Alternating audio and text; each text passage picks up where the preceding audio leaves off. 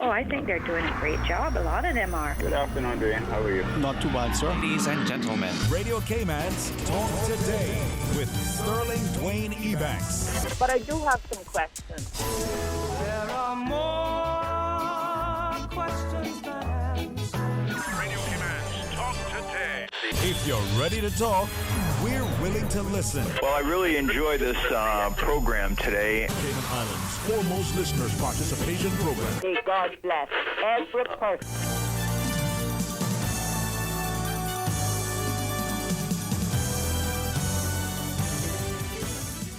Good afternoon and welcome to Talk Today, this Friday, the 3rd day of April, 2020. It is my pleasure to be here with you. My name is Patrick Schmid and I'm sitting in for Sterling Dwayne Ebanks. Just after the short commercial break, which we're about to have, I will be speaking with a representative from Cayman Spirits about the efforts they're making to assist with the COVID-19 pandemic. Thank you so much. Please stay tuned. We'll be right back. Talk Today is brought to you by Fidelity Bank. For all your banking needs, visit fidelitygroup.com. Fidelity, we're good for you. Also brought to you by greenturtle.ky. Take a ride on the Green Turtle Express today. Download the Green Turtle app. The future of mobile. Saving lives today. Radio Cayman's Talk Today, the Cayman Islands' foremost listeners participation program. We ask our listeners to avoid statements or comments which are abusive, derogatory, malicious, or defamatory. Do not use any indecent language or make any statement which is false or misleading. Email talktoday@candw.ky or call 1-800-534-8255. Courtesy of Flow. Cayman's #1 network that connects you to your world like never before. Let your voice be heard. Once again, here's your host, Sterling Dwayne Ebanks.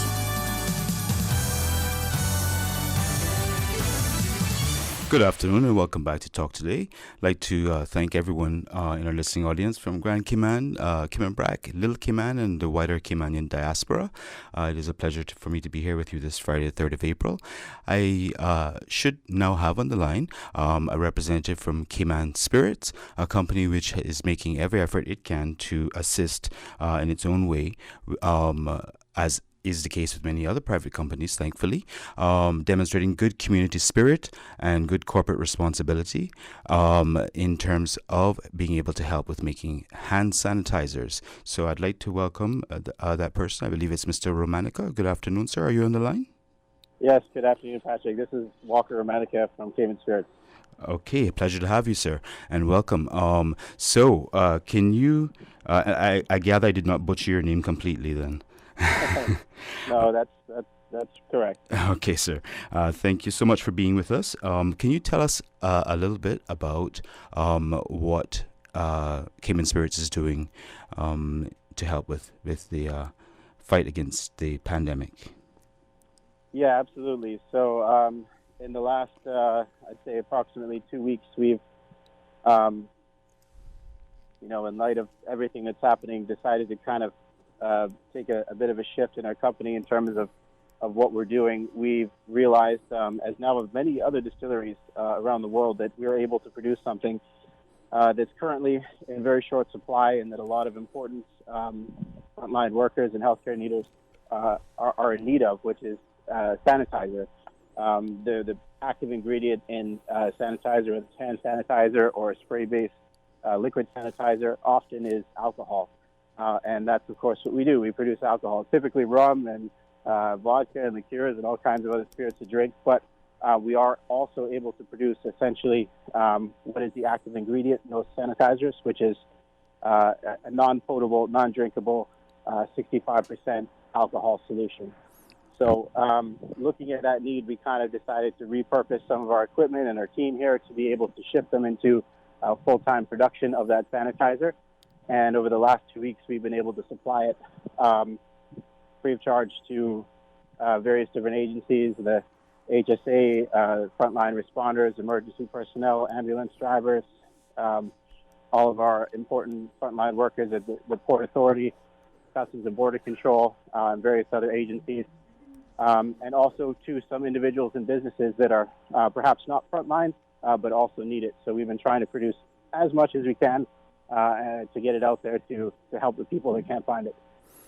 Excellent. Thank you for that summary, sir. And just for my own edification as well as for that of the listening audience, the you mentioned that the percentage of alcohol is approximately the non-drinkable alcohol. Obviously, I'm glad you clarified that point as well. The is approximately 65% in the sanitizer. Could you tell us what is the actual recommended amount of alcohol content for the sanitizers to be effective? Yeah, absolutely. So the CDC, Center for Disease Control in the U.S., recommends a minimum 60% alcohol solution. And that's their guidance they've issued, especially since this has happened. A lot of people are using various things. Some people haven't even turned to an overproof rum, which if it's an overproof white rum above 60%, it's kind of a waste, but it also can be effective because the primary active sanitizing agent is the alcohol itself. So we chose a number of 65, which is above the CDC guidance. You don't really want to go above that. And there's also guidance to that effect from the CDC and the WHO, because if the alcohol content gets higher than, say, 70, it evaporates too quickly. And that makes it less effective as sanitizers. So between 60 and 70% is really the ideal range to be an effective sanitizer. Oh, that's very interesting. I gathered that a higher content of alcohol could lead to, for example, if a person leaves a sanitizer in a car, and of course with our weather being as warm as it is, it could well dissipate quite quickly. So that is effectively what you're saying as well, isn't it? That's right. It's an important consideration because at say 75, 80%, even 90%, we can produce that here. However, when you spray that on your hands, you spray it on a surface, it quickly will dissipate into the air, and it doesn't give the amount of contact time that's needed to be able to kill effectively everything, or to be sure that it effectively kills everything. Yes, sir. And Mr. Romanica, the distribution network that you now have, is that if you're able to produce any more, and I'm sure you'll be able to tell me if you're actually able to produce more, what the regular production capacity would typically be at this time. But is it that I've taken the point that you are distributing to those who you think are most in need, but if the capacity becomes greater, would you need assistance in distributing to the general public? Would you invite them to come by and get a certain amount, depending on who's asking for it, etc.? Yeah, that's a very good question. So we've put a lot of thought into how we are able to get this out to the public. The distribution is key. We try to spread it out to a few different places to make sure that everyone's not coming to the same place. That's, of course, counterproductive.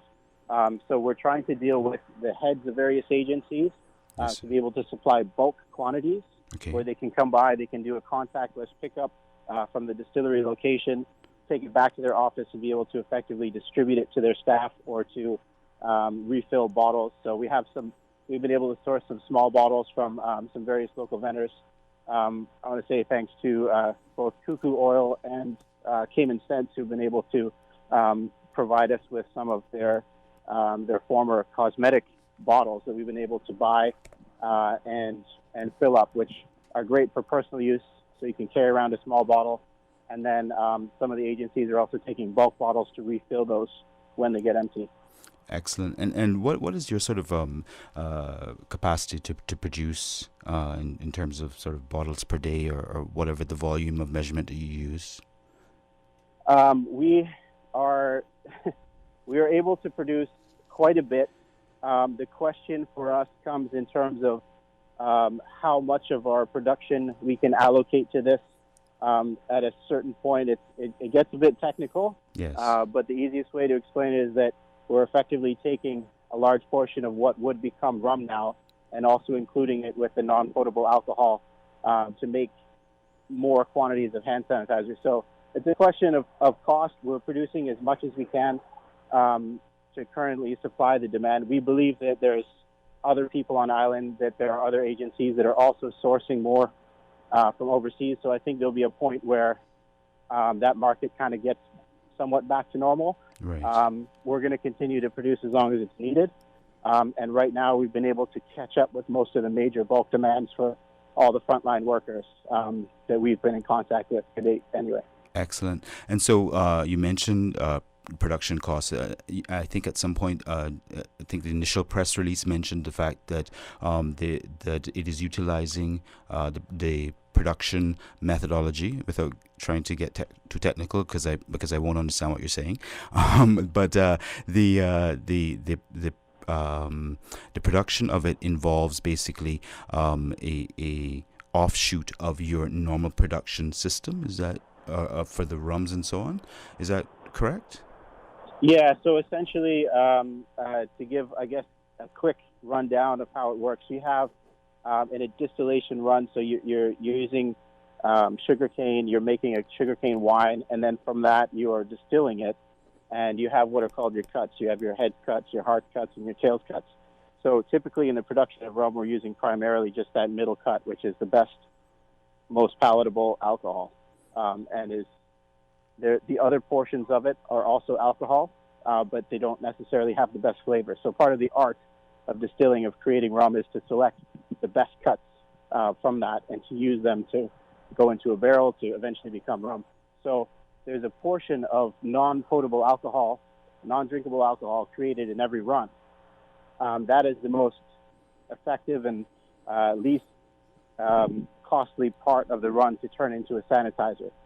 However, that alone will not meet the current demand. So using more expensive cuts to also blend with that to create more is kind of what we've been doing to try to keep up with the need. But it's something we're trying to balance every day and consider how much is needed, how many people, how many agencies need more, and trying to forecast what the future demand is. So it's a balancing game right now. Yes, sir. And of course, you mentioned that there is naturally a cost to the production of it, even though it is a byproduct of the main production system. And so the company, rather, is incurring that cost on behalf of the community, which is a tremendous effort for which we should all be grateful, given the very short supply that inevitably is the case, and the fact that our supermarkets must predominantly depend upon the importation of the products and therefore limit the distribution of them. We're going to have to go to a very short commercial break right now, but I'd just like to remind the listening audience that they're welcome to give us a call on 949-8037 or toll-free courtesy of Flow 1-800-534-8255. You can also send us a WhatsApp 925-3261. I'm speaking to Mr. Romanica from Cayman Spirits, and I believe he's going to stick around for just a bit longer in case you have any questions that you'd like to put to him. We'll be right back after this short commercial break. Government's directives, which are absolutely critical to protect our islands from the coronavirus. In light of this, Vamped Motors will be closed from Wednesday the 25th of March for 10 days, or until our Cayman Islands government gives us the all clear to return to work. Please everyone, be safe and let's get through this together by staying apart. Bring a little bit of luck to your house with Lucky Slice from America. Burgers, steak, and the all-day American breakfast. From Europe, fish and chips, pizza and crepes. And from Asia, sushi. Breakfast, lunch, or dinner, 7 days a week, delivery or pickup, 10 a.m. to 10 p.m. In these difficult times, we can all use a little bit of luck. Keep calm and stay lucky. Minimize contact. Make your credit card payment by phone. Pay only for food. No delivery fee. No service charge. Certain restrictions apply. Call Lucky Slice Pizza to place your delivery order now. 949-3456. Order from Cayman Creperie, Mojo Sushi, and Lucky Slice Pizza. Call 949-3456. Social distancing is crucial for our community to get back to normal. And never before has communication been so crucial. Keeping in touch with family, friends, and up to date requires you to stay in touch. Green Turtle offers the solution for both. Download the Green Turtle app now. Top up yours or a loved one's phone with any mobile carrier in any destination in Cayman. Phones delivered to your home, and with the new rewards program, you can even redeem points towards a new phone and other products. Download the Green Turtle app today. Green Turtle is not only the future of mobile, but today it can help save a life. Hashtag Stay Home Cayman. Take a ride on the Green Turtle Express today. Download the Green Turtle app. The future of mobile, saving lives today. At Seaboard Marine, customers often ask us questions about their shipments. I have various items coming from different suppliers that I need to ship to Cayman. Do you offer consolidation? Yes, Seaboard Marine offers consolidation for full and less than container loads. We can hold your packages at our Miami warehouse until everything arrives and ship it all in one go. And we have the best rates to Grand Cayman. Visit seaboardmarine.com for more information. Shipping shore to shore.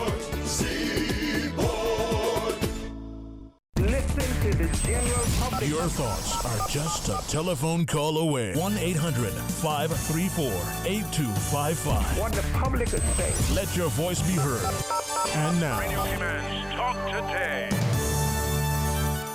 Good afternoon, Cayman Islands, and welcome back to Talk Today. This Friday, the 3rd of April, I'm speaking with Mr. Romanica from Cayman Spirits, who is explaining to us the effort that is being made by that company as a good corporate citizen to produce hand sanitizer, which is so desperately needed by so many in our community during the fight against the COVID-19 pandemic. Mr. Romanica, do we still have you there, sir? Yep, I'm here. Excellent. Thank you for staying with us a bit longer. Whilst we're waiting for any questions that might come in, I just want to ask of you, in relation to the product that you're producing, did you have to, or does one have to go through any form of qualification, so to speak? Does it need to be tested by any third party in order for you to be allowed to distribute the product, or is it so clear-cut a production system that it doesn't require that type of qualification? Yeah, that's a good question. Hand sanitizer typically is not something that's regulated or needs a stamp of approval, but regardless, we have, from the very beginning, from the production process, when we first started looking at this, that was our very first question. And we looked very closely at all the guidance from the CDC and from the WHO. They have actually put out specific recipes that are recommended, recognizing the global need for this and recognizing the fact that that many distilleries would start to do this. And I feel like we were very early in this trend, but if you look around at any one of your favorite distilleries around the world right now, there's a good chance they've started to do this as well, because it's just a global need. So there's a lot of guidance that have put out by this, both by the CDC, the WHO, and also by our industry association for this region, which is called the American Distillers Institute. They also put out guidance and information regarding protocols, policies, recipes, and everything. So we're very in touch with that. We're making sure that everything is done in line. But it is a very straightforward process. There is not really a lot of things that you need to watch out for. We are very careful in our production process to begin with. It's a far more stringent process to create rum that you're going to drink. So for us, this is a very simple and straightforward operation. Yes, sir, and indeed, there was quite a bit online at the very sort of outset, if you will, of the pandemic, around about the time that the WHO declared the COVID-19 virus as a pandemic, about people making homemade hand sanitizer, and there are various recipes and so on that were floating around, some perhaps less viable than others. But then there was also some important messages saying one has to be extremely careful in trying to create their own hand sanitizer, because it is not as easy as it might initially appear to be. Would you agree with that sentiment, sir? Yeah, definitely. I mean, some of the most common mistakes that people are making when they're making their own is accidentally blending it to where the alcohol percentage becomes too low. If you take, like, let's say an overproof rum off the shelf, or you can take an alcohol and you blend too much aloe or too much glycerin, and you get to a point where it's less than 60%, that will be ineffective. That's not above the minimum guidance. So that's one of the common mistakes that they're warning people against making.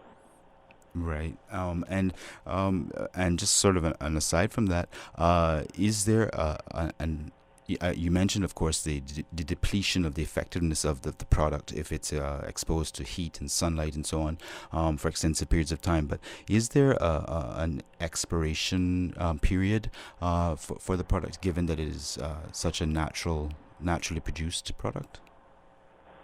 No, there's no expiration product, but I would like to take that question to make a few points that people do need to be aware of. Obviously, as with any sanitizer, whether you're talking Purell or anything else that's between 60 and 70% alcohol, they are quite flammable, and that's just the nature of an alcohol-based sanitizer, as is isopropyl alcohol, rubbing alcohol that you would buy on the shelf in the grocery store. So they do need to be treated with proper care. They need to be stored in temperature-controlled environments. They should not be left in your car and used in the proper containers. So those are just kind of general safety guidelines for any product in this entire space. Right. But it does bear warning to be able to remind the public of those. Of course, yes, and just also for our general audience, for the benefit of everyone, actually, could you tell us if there's an entity or if there are particular individuals who have a particular need?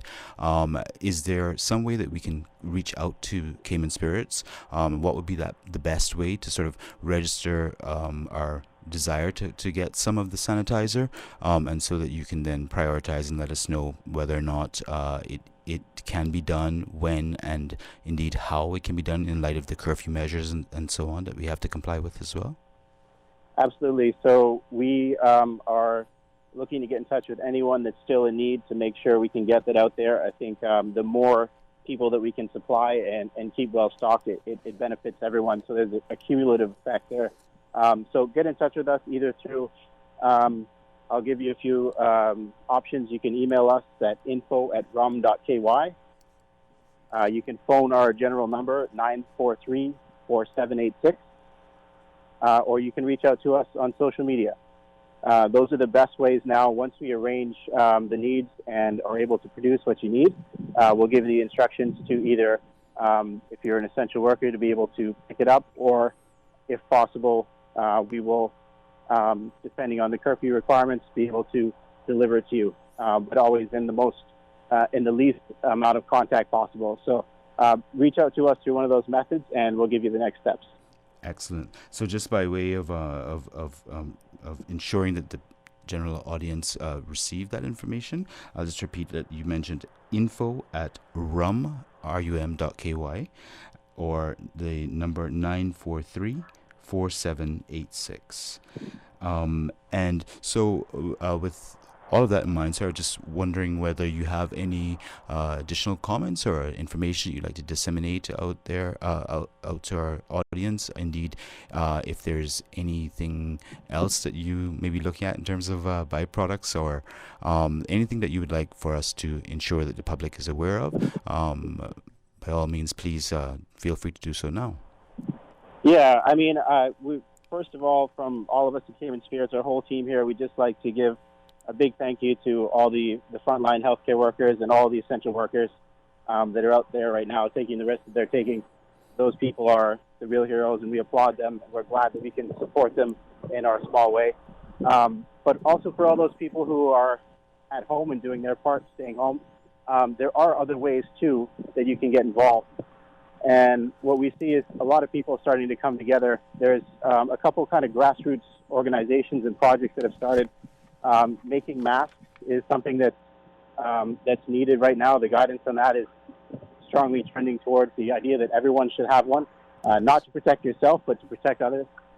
And there's also another organization called Pandemic Ventilators Cayman. It's a Facebook page that is kind of collecting various skill sets of people that are able to look at the possibilities of producing potential ventilators according to DIY recipes with 3D printing.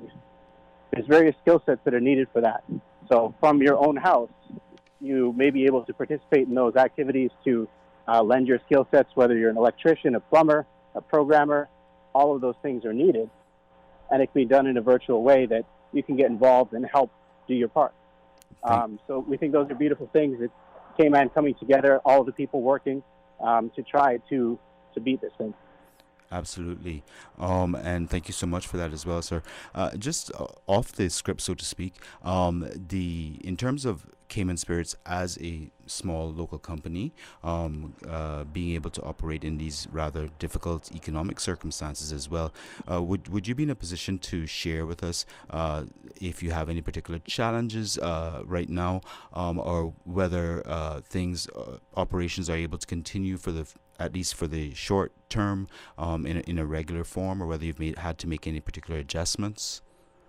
We are going to continue to produce and do everything we can right now to beat this. I think if you look at your business and you say economically, how do we get through this? The most important thing you can do economically is to support in any way being able to beat this, to flatten the curve, to get past this. Nothing will work economically for the island until we do that. So right now we're trying to direct our attention and our resources to do that. Once that's done, then I think we're going to be able to look at, how do we get tourism back on its feet.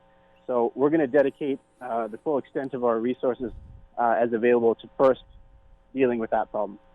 Excellent. Well, sir, I'd like to thank you very much, Sir Manika, for joining us and for giving that important information to our listening audience, and indeed for making yourself available in terms of being able to be contacted for particular requests for the hand sanitizer that you're so usefully producing. And I'd like to thank Cayman Spirits as well on behalf of the community for being such a great corporate citizen. We need more such corporate citizens to continue to help in the community-wide support to fight this pandemic. So thank you for being with us, and have a great day, and all the best with the continuation of your efforts to assist us. You too. Thank you, Patrick. Thank you, sir. So I think we're going to go to a commercial break at this stage, and we'll be right back with Talk Today. So please stay tuned, and by the way, we'll be looking forward to discussions with our listening audience, so please feel free to call in as soon as we're back from the commercial break. Social distancing is crucial for our community to get back to normal. And never before has communication been so crucial. Keeping in touch with family, friends, and up to date requires you to stay in touch. Green Turtle offers the solution for both. Download the Green Turtle app now. Top up yours or a loved one's phone with any mobile carrier in any destination in Cayman. Phones delivered to your home, and with the new rewards program, you can even redeem points towards a new phone and other products. Download the Green Turtle app today. Green Turtle is not only the future of mobile, but today it can help save a life. Hashtag Stay Home Cayman. Take a ride on the Green Turtle Express today. Download the Green Turtle app. The future of mobile, saving lives today. Honey, our fridge has stopped working again. Everything in the freezer is melting. We need to get this repaired right away. I'm calling Brand Source Service. When you need the very best appliance service, call Brand Source Service at 623-5000. Offering service and installation of all brands and models of appliances. Brand Source Service is Cayman's source for appliance parts and repairs, with qualified and experienced technicians and the island's largest stock of appliance parts. Brand Source Service will have your repair completed in a flash. So, whatever the problem is, call the experts at 623-5000. Brand Source Service, Dorsey Drive, Industrial Park. Telephone 623-5000. A public service announcement from Radio Cayman. We are pressing for everyone to use their good conscience. Don't be selfish in respecting the suggested distance of 6 feet and the washing of hands constantly. Please check on your neighbors and especially our elderly. Also, persons who have chronic lung disease, diabetes, bronchitis, cancer, or asthma, check on your family members and isolate them soonest as possible. I ask those persons who smoke until it's clear, please do not put anything in your lungs that are not natural. You may well be increasing your risks. This includes vaping. Self-isolation is very important for our country's ability to bounce back quickly to some normalcy. This disease is not prejudice. For the latest updates and information, please visit hsa.ky/public-health/coronavirus or gov.ky/coronavirus. Talk today. But I do have some questions. Talk today. Cayman Islands' foremost listeners participation program. Talk today. Because there are more questions than answers. What the public is saying. Waiting to take your calls right now. Sterling Dwayne Ebanks.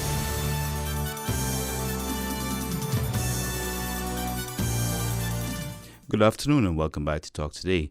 This is Patrick Schmid sitting in for Sterling Dwayne Ebanks. Of course, as usual, we will have a somewhat shortened program given the 2 o'clock press briefing that is scheduled on a daily basis, of course, in relation to the COVID-19 announcements by the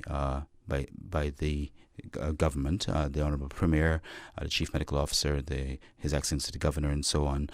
Therefore, we would encourage you to stay tuned after Talk Today to go straight into the press briefing. But from now until that time, we essentially have open line, and therefore, given that it's a Friday, especially, this is your opportunity to give us a call, express any particular concerns you may have, ask any questions you may have, and we will do our very best to assist in getting answers if we don't already have those answers to your questions and concerns. I'd like to emphasize a few important points, and this is not merely numbers, but some very important information that in case you are not already aware, I cannot stress too much the significance of. The first is in relation to the blood drive. The Honourable Minister for Health, the Honourable Premier have announced that the blood bank is extremely low, dangerously low in terms of its supplies of all blood types, in particular O negative, the universal donor. And therefore, I would encourage everyone who is a blood donor or feels that they can be a blood donor, please to contact the blood bank at the HSA. The contact number is 244-2674. That's 244-2674. Or indeed, you can look them up on bloodbank.ky and get additional contact information. We did have the head of the blood bank in here with us just approximately 2 weeks ago to discuss the needs. At that time, the supply of blood was already dangerously low. It is now even more so, and in spite of the limitations on because of the coronavirus, it is important to bear in mind that this virus is not a blood-borne virus. One cannot contract the virus through the blood, and of course the HSA has taken all the necessary precautions with obviously the very best of medical knowledge to ensure that anyone who comes to give blood is not subjected to any risk, or they have taken steps to minimize any risk at all. For example, if a blood donor wishes to give blood, they call the 244-2674. They make an appointment to go into the blood bank, and the blood bank is scheduling each donor a half an hour apart, so that there's no crossover. They clean before and after, fully sanitize the area, so that there's absolutely no risk whatsoever to the donor. And also, donors should go not to the regular entrance, which is not open at all to the public, but instead to accident and emergencies entrance. Upon entering accident and emergency on the side of the Georgetown Hospital, you would inform the security guard that you're there to donate blood, and the security guard will then escort you through a special path up to the blood bank, and similarly escort you back once that process is complete. So I'd like to encourage everyone who is able to please make an effort to contact the blood bank and to ascertain whether or not they can give blood, because we will continue to need blood for all those persons in our community who need dialysis. God forbid that there are car accidents, certainly difficult surgeries, and all sorts of circumstances in which blood is needed in all types. So just encouragement for the public to assist insofar as possible. Also, for those of you who may not have seen or listened to the entirety of yesterday's press briefing, or seen the most recent provisions in relation to the curfew measures, there has been a decision taken by the government to extend the current curfew measures. For example, the curfew is extended beyond the 3rd of April deadline to the 6th of April. Also, please bear in mind that this coming Sunday, the 5th of April, the hard curfew will be in place for the entire day, and therefore once we go in to the hard curfew from 7 p.m. on Saturday, the 4th, tomorrow, we will be in full curfew until 5 a.m. on Monday, which would be the 6th, of course, of April. And at that time, we will then get further information from the government in the press briefing on that day as to whether or not there to be additional changes. Also, something to bear in mind is that until that time, the following limitations now apply. That is, that as with the banks and the supermarkets, persons whose last name begin with the letters A through K, that's A through K, will be allowed out of their homes only on Mondays, Wednesdays, and Fridays. And those with surnames beginning with L through Z, that's L through Z, Tuesdays, Thursdays, and Saturdays only, and that is for the duration of the soft curfew period. This is, of course, with the exception of those persons who are deemed essential workers, who, of course, will have been issued passes stating that they are, in fact, essential workers. So please keep those curfew restrictions in mind, as they will be enforced, and we don't need anyone in the public being frustrated by not having understood it or getting in difficulties with the authorities. Also, just by way of reminder, if you have questions that do not relate directly to the flu, that is to say to the coronavirus symptoms, then you can always contact the National Emergency Operations Center, which is run by Hazard Management. You can do so by emailing with your questions NEOC, that's NEOC at gov.ky, or call them on their toll-free number 1-800-534-6555. And if you have questions in relation to the curfew, which I just explained, you can also email curfew time, so that's CURFEWTIME at gov.ky. If you feel that you have any symptoms, you can contact the flu hotline toll-free on 1-800-534-8600 and 947-3077. Or indeed, you can email flu@hsa.ky. So for now, subject to questions arising relating to any of that, or indeed any other information that we can provide, I'd just like to close off the announcements of specifics for now, because that is a lot of information for everyone to bear in mind. And of course, just a reminder that our call-in numbers are 949-8037, or toll-free, courtesy of Flow, 1-800-534-8255. Feel free to call at any time. And just like to throw out a few topics for consideration as well. One of the things that has been a topic of concern, in particular in light of what who have either lived here for a long period of time or who are Caymanian and have lived here all of our lives, have been noticing, is the extensive period of drought that we've been experiencing.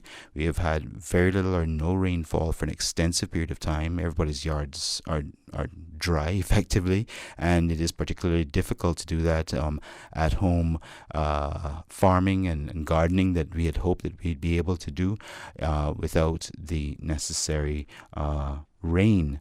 That whole effort becomes that much more complicated by the lack of rain. So if you have any particular thoughts on that, by all means, please let us know. We did contact the Met Office, of course, and the good people here at Radio Cayman were able to obtain some information, especially in relation to the interconnectivity, for want of a better term, that a lack of rain often can signify for the hurricane season. And I was actually provided with this information that came directly from our Met Office in relation to this year's hurricane season.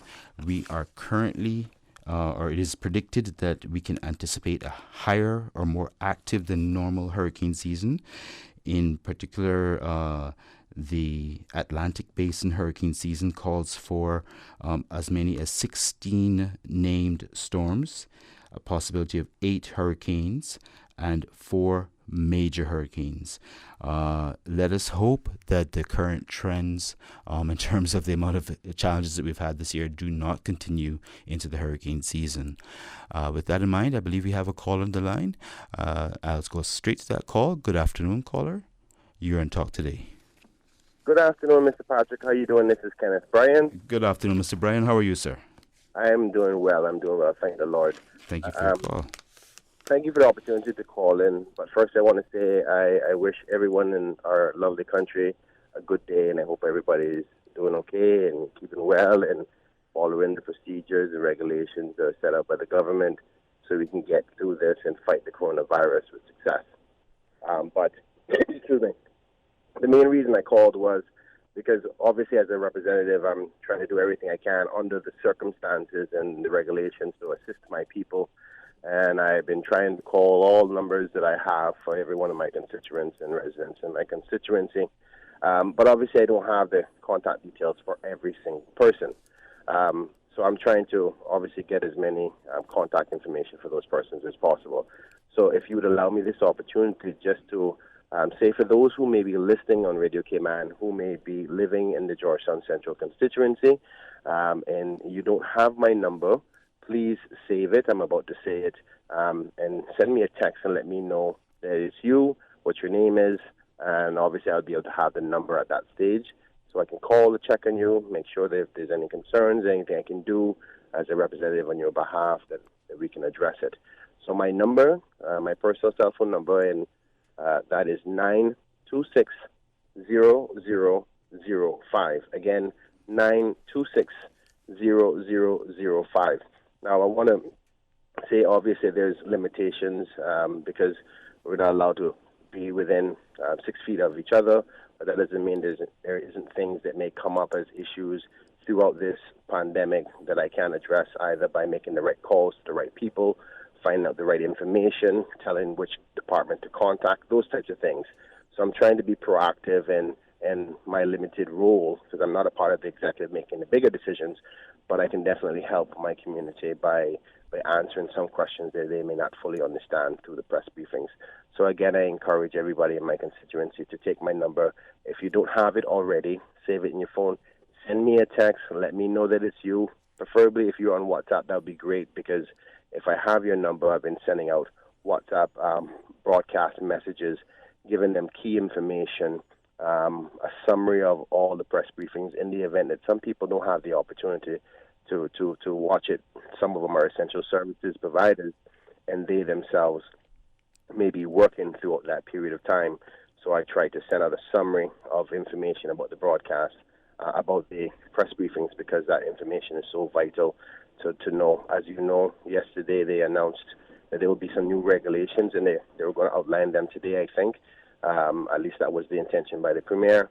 So in the event that a constituent of mine may be at the supermarket or going to the bank today, because today is the day that their name falls under, or they're just exercising and they happen to miss it, even though I want everybody to try their best to watch the press briefing, I understand that some may not. So in the event of situations like that, if I have your contact details, I can always send you a summary of what's going on. Also, to just call and check on your well-being, your mental health, as well as your physical health. And if there's something going wrong, I can encourage you to what direction to go, what telephone numbers to call. If you have a Caymanian relative overseas and you're trying to get them home, or, you want to check on the signs of how you're feeling, or what to do about your insurance things. All these types of information is key throughout this process. So it's important to have the contact information with my people. Absolutely, So, Mr. Bryan. Again, I say 926-0005, 926-0005, and that's for Kenneth Bryan, representative for Georgetown Central. But if you would just please allow me to close off with this. I said this once before, I think last time I was on the show, and I think some people may have taken it the wrong way, as in, I'm not giving my number to everybody in the country. It is difficult to manage all constituents. I love all Caymanians, but I've been elected to represent those of Georgetown Central, but everybody in the whole.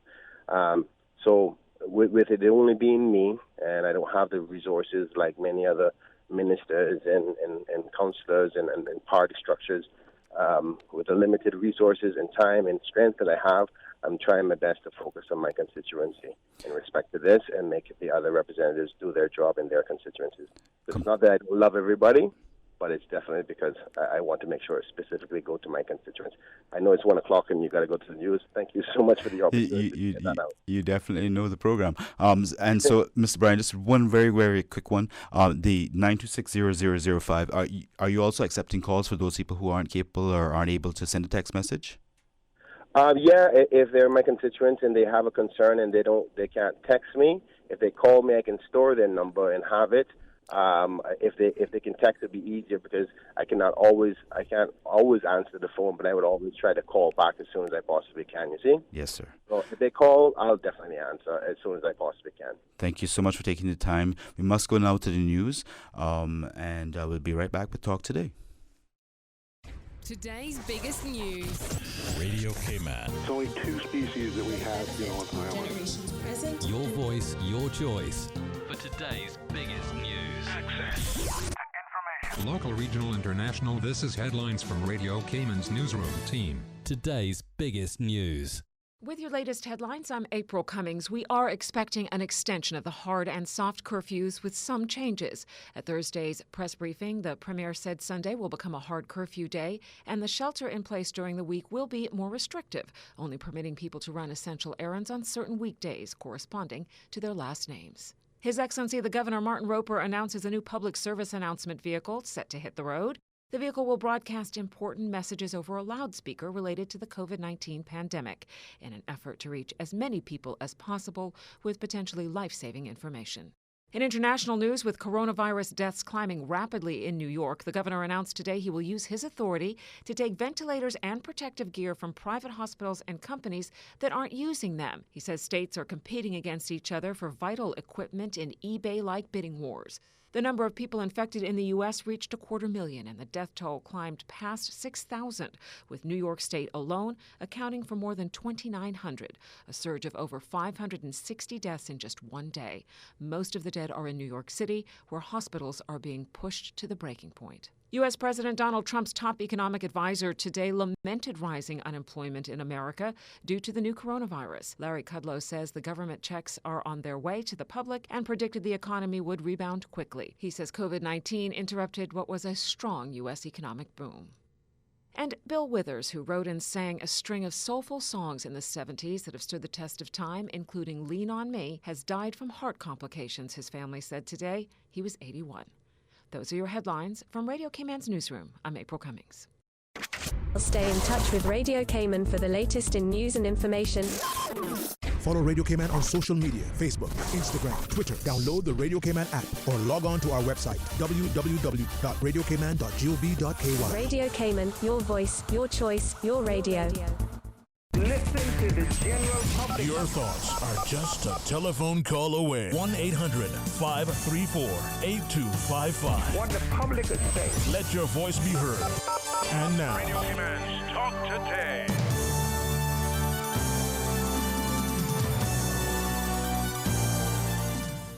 Good afternoon and welcome back to Talk Today. This Friday, 3rd of April, 2020. And I hope that everyone is as well as can be and that they're observing all of the relevant new provisions are in place in terms of our government trying to ensure that we all protect ourselves as best as possible, and just trying to stay positive and work with the circumstances that we all globally are dealing with. Just in terms of the global versus the local position, it's quite interesting to note that and obviously, we are a very small place, and statistics can be a little bit misleading at times, but the trends are certainly notable. That when we look on the World Health Organization's statistics, we see that the mortality rate for those who actually unfortunately contract the virus is still hovering internationally around the 5%. Therefore, 1 in every 20 persons are succumbing to the effects of this, and it could well be because of chronic complications and so on. There are all sorts of issues which make things that much more difficult once a person actually contracts COVID-19. But the good news is, by and large, the vast majority of people are overcoming, developing the necessary antibodies so that their body can in fact fight off the virus, and coming through happily to hopefully live a long life thereafter. And so we must focus on that insofar as possible. Now, compared to Cayman, what we're seeing is that currently, based on the numbers that were announced yesterday, our mortality rate is lower than the international position by some 2%. We're hovering around just over 3% from those who actually have contracted it. So we've had, as we all know, unfortunately, one person pass of the now 28 persons who were confirmed with the infection, and of course all of the persons tested to date, only 10% of that total number were positive. And as we will have noted from the news as well, that the government is about to receive a substantial number of additional testing kits, and therefore be able to spread the ability to test even wider, perhaps even earlier at the slightest indication of a symptom, once, of course, the medical persons in charge decide it is appropriate to actually administer the test. Then the test will be available, but as we're set to receive some 200,000 testing kits, I understand, and additional supplies that are well needed, as announced by His Excellency the Governor, and indeed the Honourable Premier, the Honourable Minister for Health, by virtue of the air bridge being established with the UK. Of course, the supermarkets and other relevant companies that must rely on imports continue to be supplied through the regular supply lines, through new supply lines, as was explained by Mr. Woody Foster just a few days ago when he came on to speak with us, that they continue to maintain good supply lines, and therefore there's no risk of any real shortage actually occurring, at least not in the foreseeable future. And we hope that continues to be the case, and in fact that it improves, because we will come through this, we will overcome this. So with that in mind, I would very much look forward to hearing from those of you who we know are watching and listening, as to what your thoughts are. Is there anything that you'd like to hear us talk about? Are there any particular concerns that you'd like to express, questions you'd like to ask? Please feel free to give us a call. Again, 949-8037 or 1-800-534-8255. That's toll free, courtesy of Flow. Or indeed, you can send us a WhatsApp. Please don't call this number, but you can certainly WhatsApp us on 925-3261, and we'll be happy to assist in any way that we possibly can. I was also discussing just before the news the issue of rainfall. I don't know if anybody else has noticed, but I can tell you that in most areas of Cayman we have had a significant fall off in rainfall, and I did take the opportunity to also, in addition to relying on some information kindly provided by Ms. Norma via the Met Office, that I looked at the Economics and Statistics Office compilation of rainfall statistics over the past few years, in fact, going back to 2012, and we have had a significant fall off. Many Caymanians will believe it to be an indicator of a potentially more active hurricane season as well. So we have the double negative, so to speak, of the fall off in rainfall causing problems for the production in agriculture, as well as the potential for additional storm weather, neither of which are good signs. So we can only hope and pray that, in fact, that does not, or that will not be the case. Other things to consider, of course, with all due respect to those who have passed for whatever reason, most of us are still having to continue to make the best of life as it is, from day to day, taking it one day at a time, hopefully, and relying on each other, working together as a community to do the best that we can to ensure that we have a prosperous community and that we can rebuild quickly once we have overcome this particular challenge of the COVID-19. That we know that there are a number of events that would normally be coming up on the calendar. Of course, everybody has had to wipe their calendar clear because of the unpredictability of COVID-19. However, some things will remain, and we'll just have to adjust and adapt, with the physical distancing. But nevertheless, it is possible for some of these events to occur. One that comes immediately to mind for the current calendar is, of course, Earth Day, which is coming up towards the end of the month. It ties right into the whole question of what are we doing to ensure that we are taking care of our environment, for ourselves, for future generations, for tourists, our tourism market once that is able to be reestablished.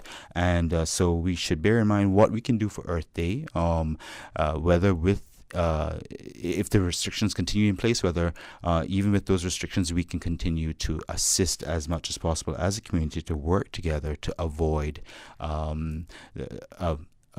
worsening of the situation vis-a-vis our environment. I have received a question. I have received a question via WhatsApp. I believe we have a call on the line, so I'd go directly to the caller first. Good afternoon, caller. You're on the air.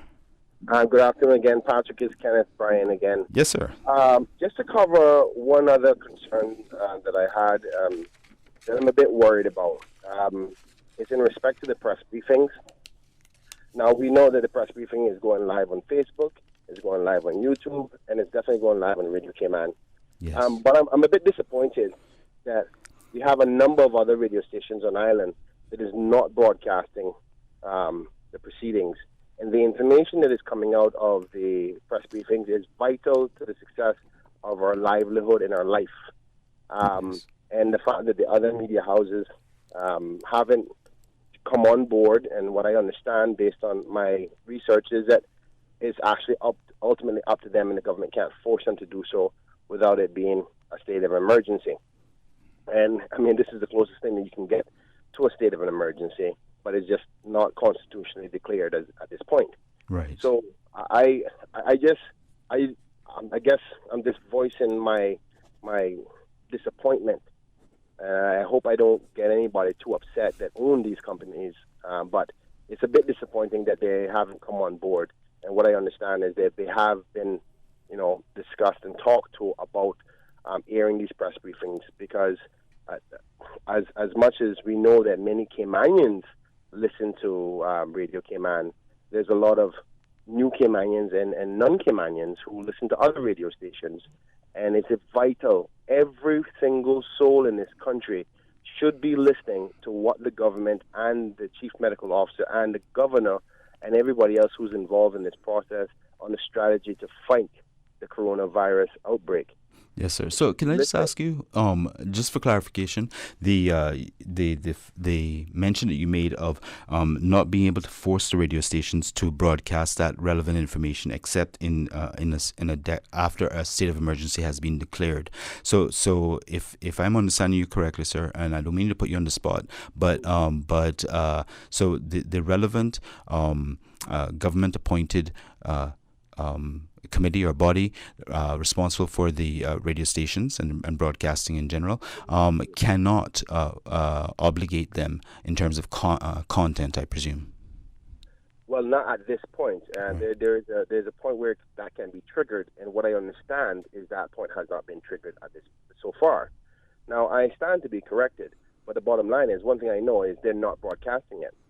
So the reason why I'm not trying to point fingers at anybody in the authority of these broadcast companies is because I've inquired to the relevant persons, and they've told me it's actually a decision of theirs.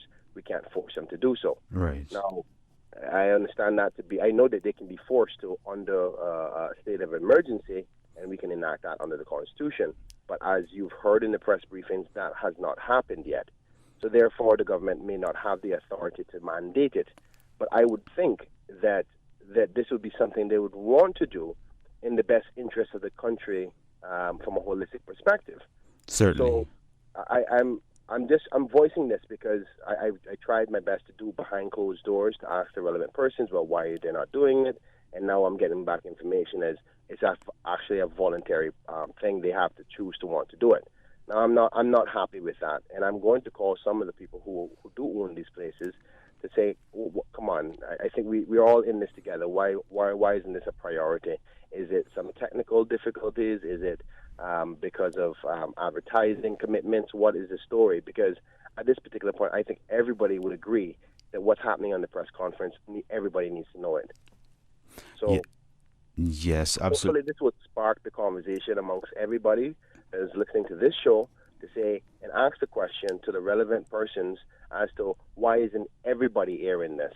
Every single soul in this country needs to be hearing what is said by the government at this particular point because it's that important. Absolutely, and for those who don't have the wisdom to necessarily tune into Radio Cayman at all times, and there is, of course, but and I say this in all seriousness, the necessity to for all companies to demonstrate good corporate citizenry, and so it ties right in with what you're saying, Mr. Brian. This is a perfect opportunity for those companies to do that, and we're going to have to go to a short commercial break. But I would like to mention one more thing. Of course, sir. Can I squeeze it in? Of course. Yes. Okay. So I was on a different radio station, and I mentioned the fact that the telephone companies could take advantage of the opportunity to remind people of things that are happening, particularly like a reminder of the press briefing. And I was so happy to see that Flow stepped up to the plate without even being requested to do so. And now you may see, if you have a Flow phone, that you will get notifications of the press briefings and curfew changes and stuff like that. But I haven't seen Digicel step up to the plate and done that. And they also have a large market share of those who have phones.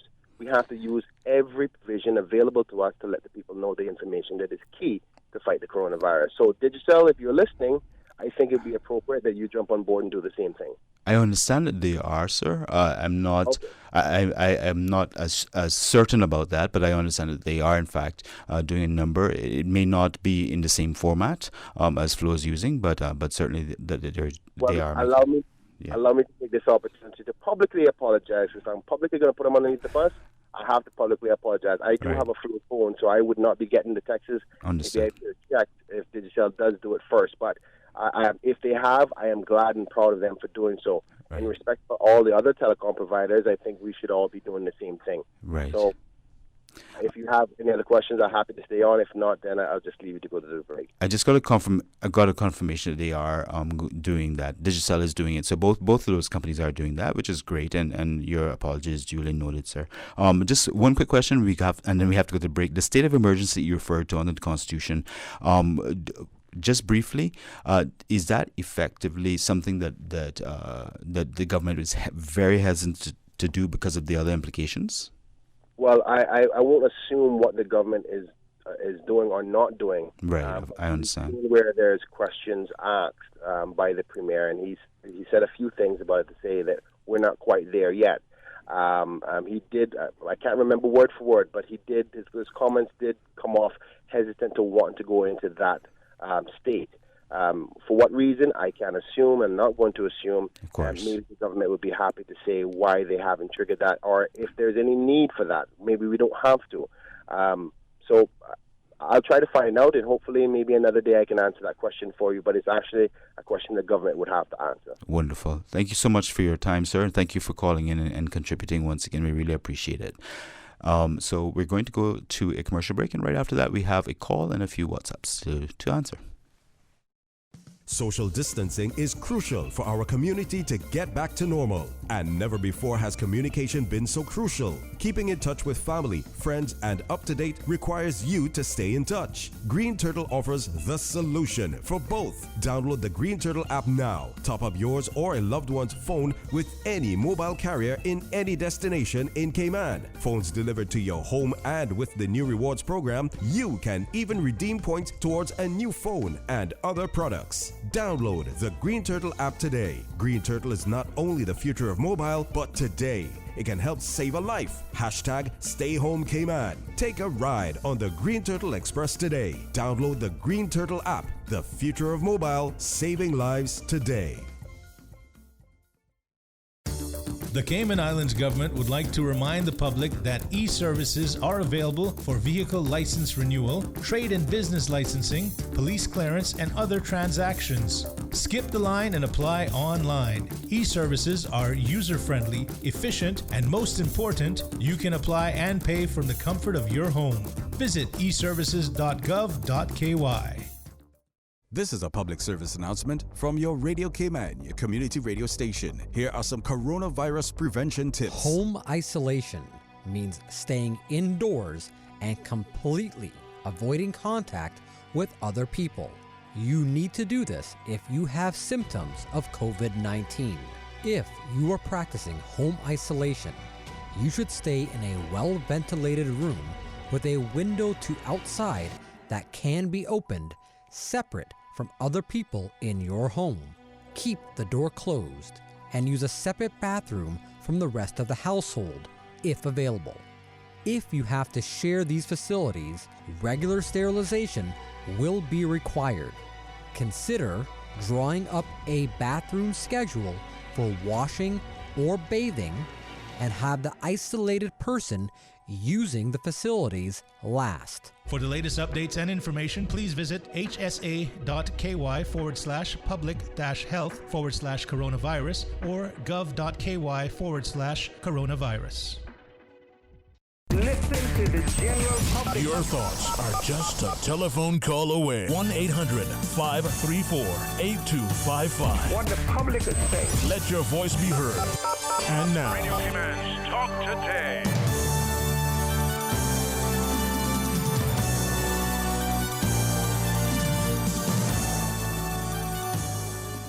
Good afternoon and welcome back to Talk Today. It is 1:23. Just a reminder that the government press briefing will be coming up probably quite promptly at 2 o'clock, and therefore we have just over half an hour for any additional calls, topics, questions, concerns, WhatsApp messages that you may have. We now have two callers on the line, so I'd go straight to the callers. Good afternoon, caller. Thank you for your patience here on Talk Today.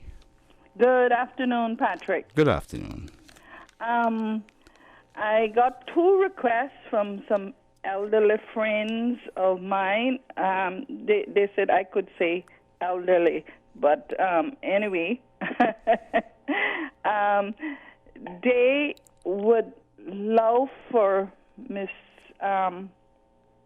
They call her the DJ.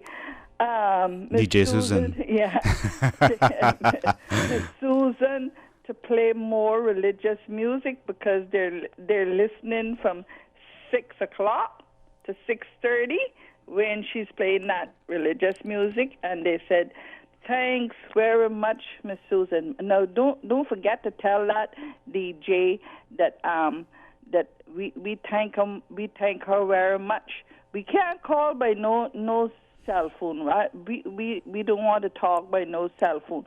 We just want for Miss Susan to know that we're listening and she's doing a good job. And then earlier on, you spoke about the environment.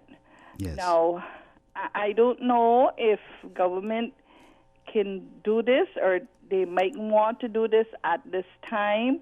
But I think it should, since we have a curfew of 5 to 7 or 7 to 5, however you want to put it.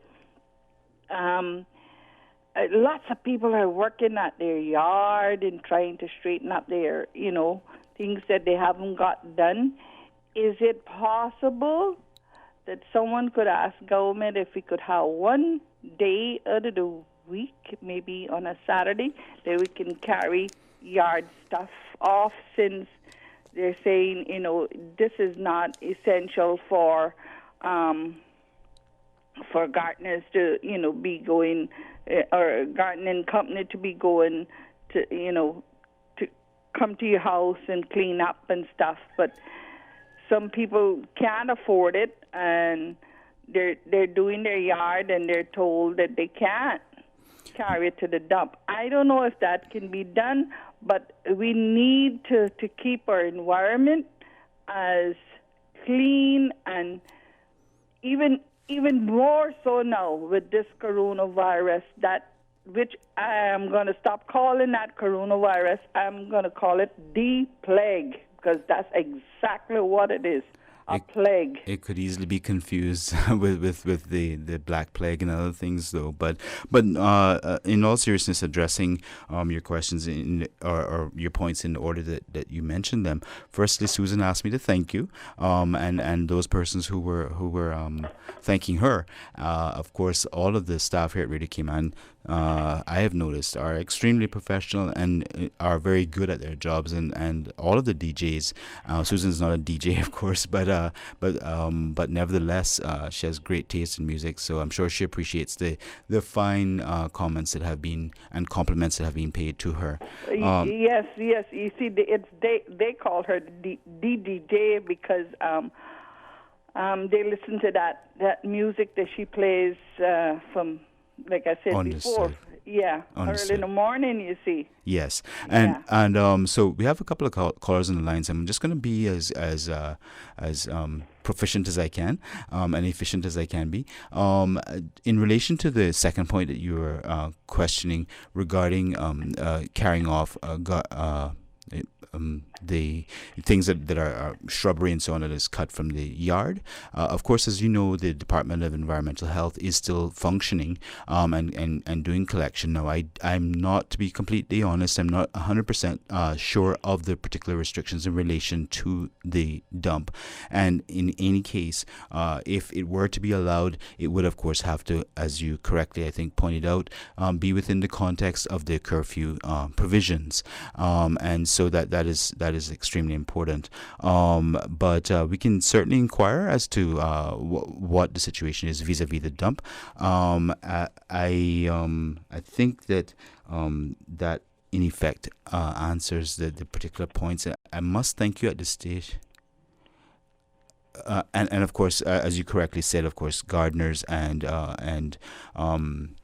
persons who do landscaping in general are not actually categorized as essential workers for obvious reasons. But that having been said, I'd like to thank you so much for bringing these matters to our attention. As soon as I get an opportunity, if there's anything else that comes up, if we get that information, we'll certainly mention it. We must go to the next call, however, so thank you again for calling, and I'd like to welcome the next call. Good afternoon, you're on Talk Today. Good afternoon. Good afternoon, sir. How are you?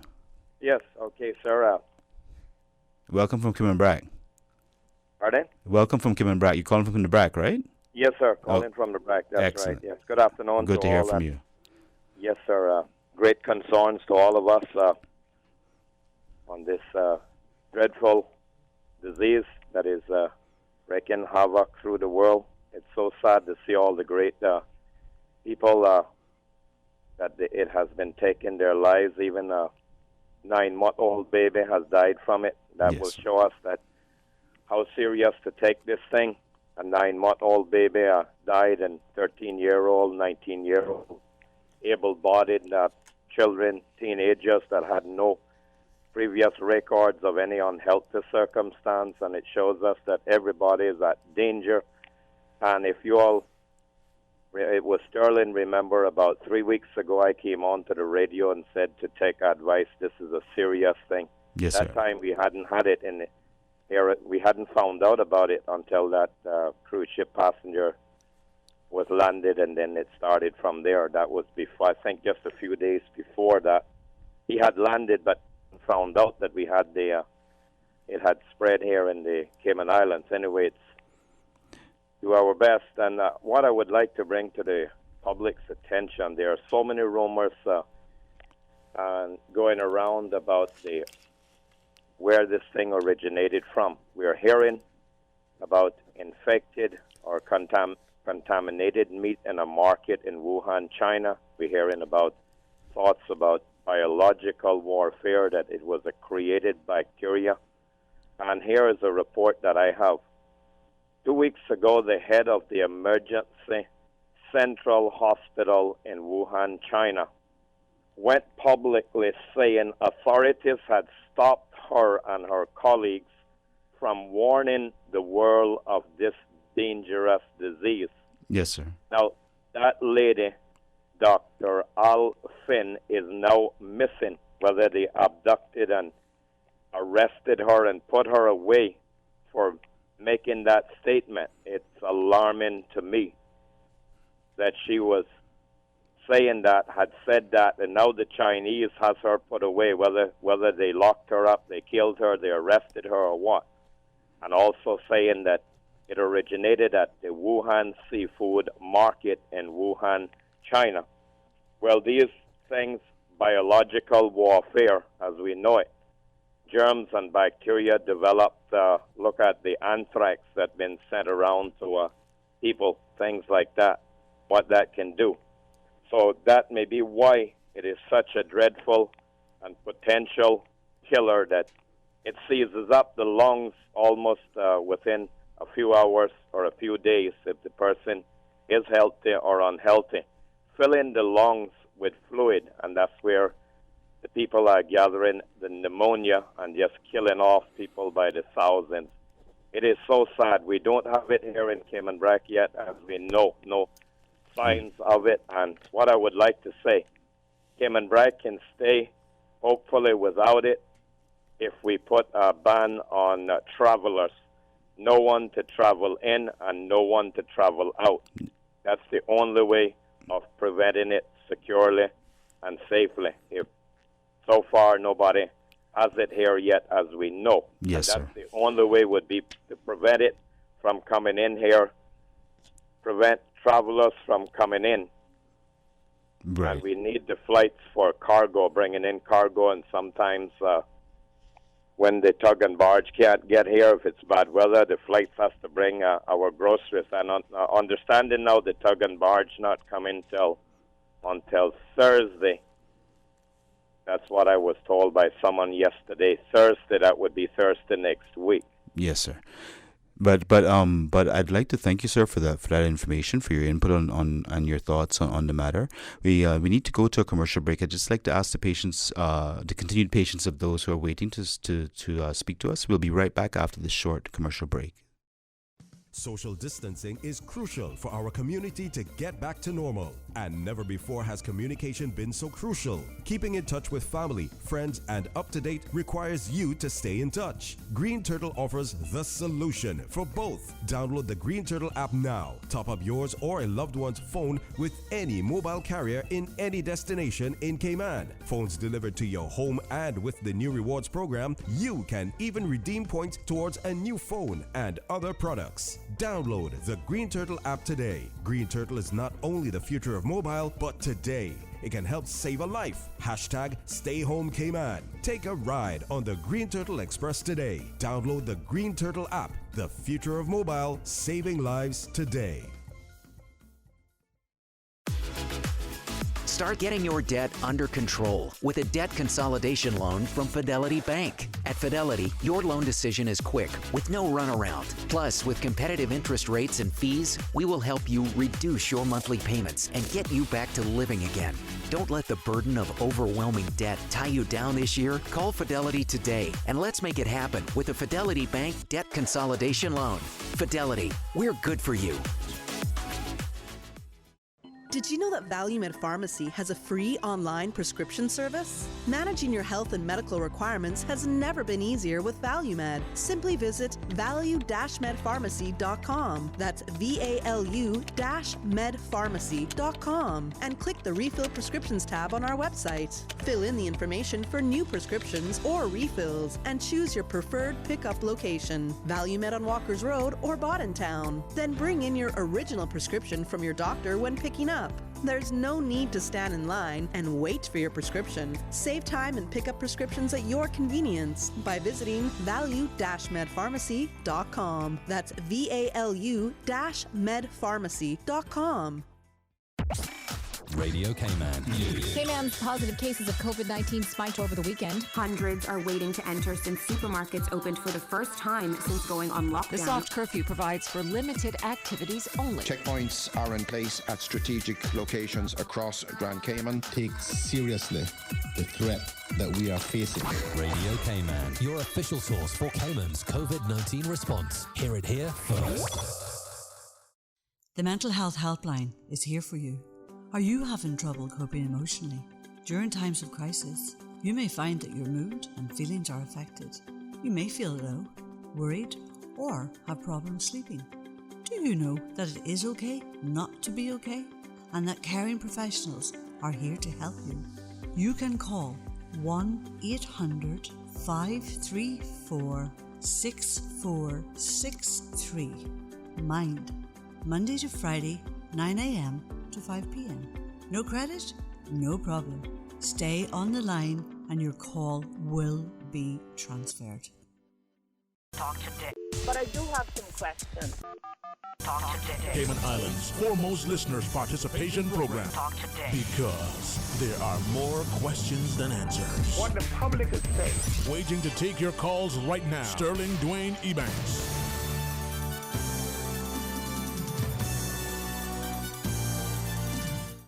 Good afternoon and welcome back to Talk Today. Thank you so much for your patience, those of you who are holding on the line. And we will be coming to you very shortly. I need to answer a very important WhatsApp that was received some time ago that I have been keeping on hold, which was basically very concisely the following question. Can the COVID-19 test be done if no symptoms are present? It is my understanding, whilst I'm not a medically qualified person, but certainly based on all of the information that has been distributed thus far, many countries where it is where they have the capacity to do so are testing where there's the slightest hint of the possibility of exposure despite persons being asymptomatic. In Cayman, it may not have necessarily been the case that we had the capacity to do that, but it is hoped that once we receive these 200,000 additional testing kits, that persons who, for example, may have been contact or at risk of contact will be tested even if they are asymptomatic. But that, of course, is a question most appropriately posed to the medical persons, in particular Dr. Lee, and so I would revert to them if the person who asked the question needs more specifics. But certainly the test can be administered, and it may well show antibodies being developed in the body even prior to any symptoms showing. So that is the answer in relation to that question.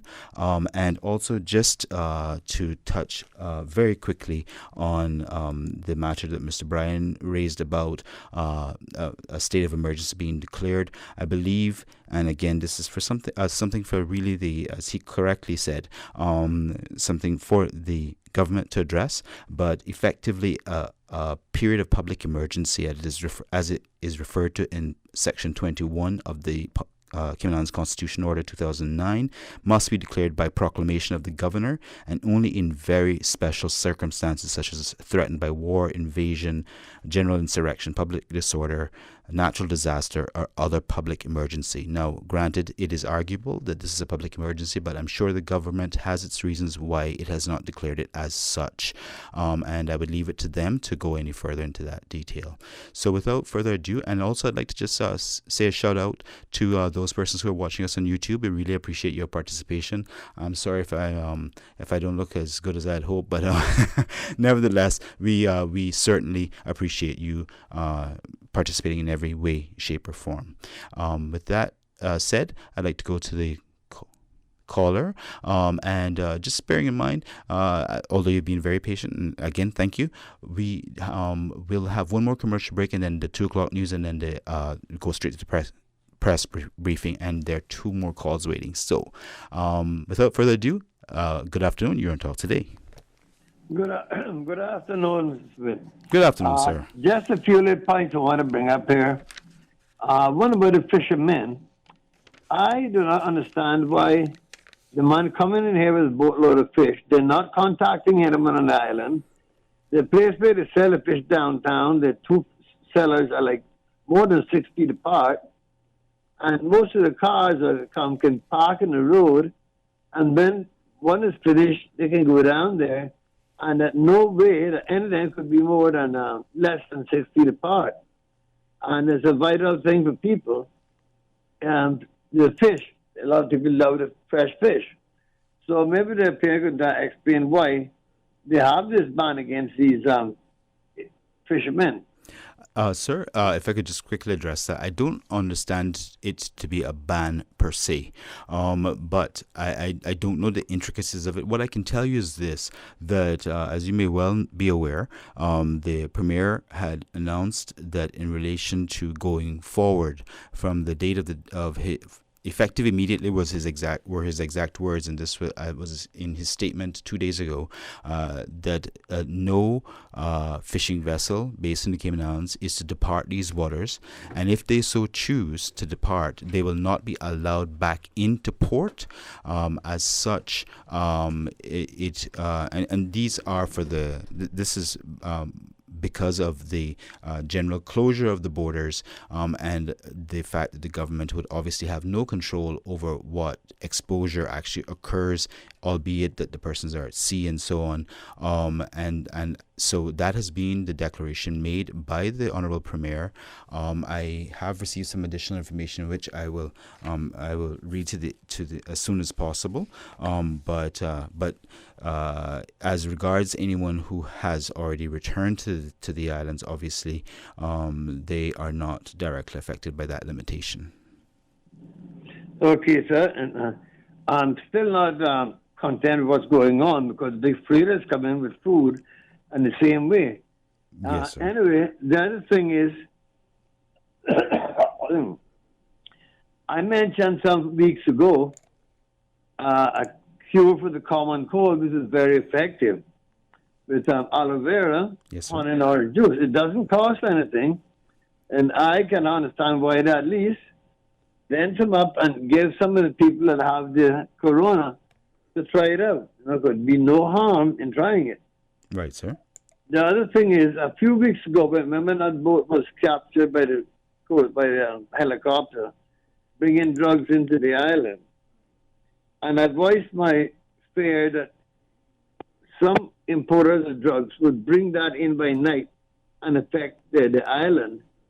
And it looks like now we have a situation where entire family is affected. I do not know if that is the reason why, but it seems as if somebody brought someone in there bringing the drugs, the first ones to get affected would be the family. If these people do not care about their own family, I'm sure there was other ones connected that they're not going to talk about. So I think the government, or we should know where this family is located, because I could be living a couple of houses down the road and don't know that they're the ones affected with the corona. And there's many partial shortcuts from one house to the next in Cayman. And it could be someone I know and go across, like or a cup of sugar, or saying goes, and not knowing, I can get affected. Yes, sir. But with all due respect, if I may just intervene there, of course, it is the 6 foot recommended distancing which applies, and therefore, if someone is passing by the house or what have you, there is little to no possibility of any spread of infectious illness like COVID-19 at that stage. But that said, sir, certainly I agree with you that it is very important that we maintain those rules and that apply across the board, irrespective of how a person may have been exposed. Once you maintain that social distancing, then of course, then we should be in as best a position as we can. I'd also like to thank you for your recommendation. Certainly, anything healthy homeopathic will be useful, and we will continue to support things that people do to boost their immune system.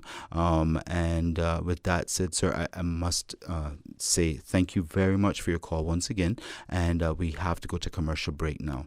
So we'll be right back with Talk Today. Please stay tuned, and thank you once again for the callers for their patience.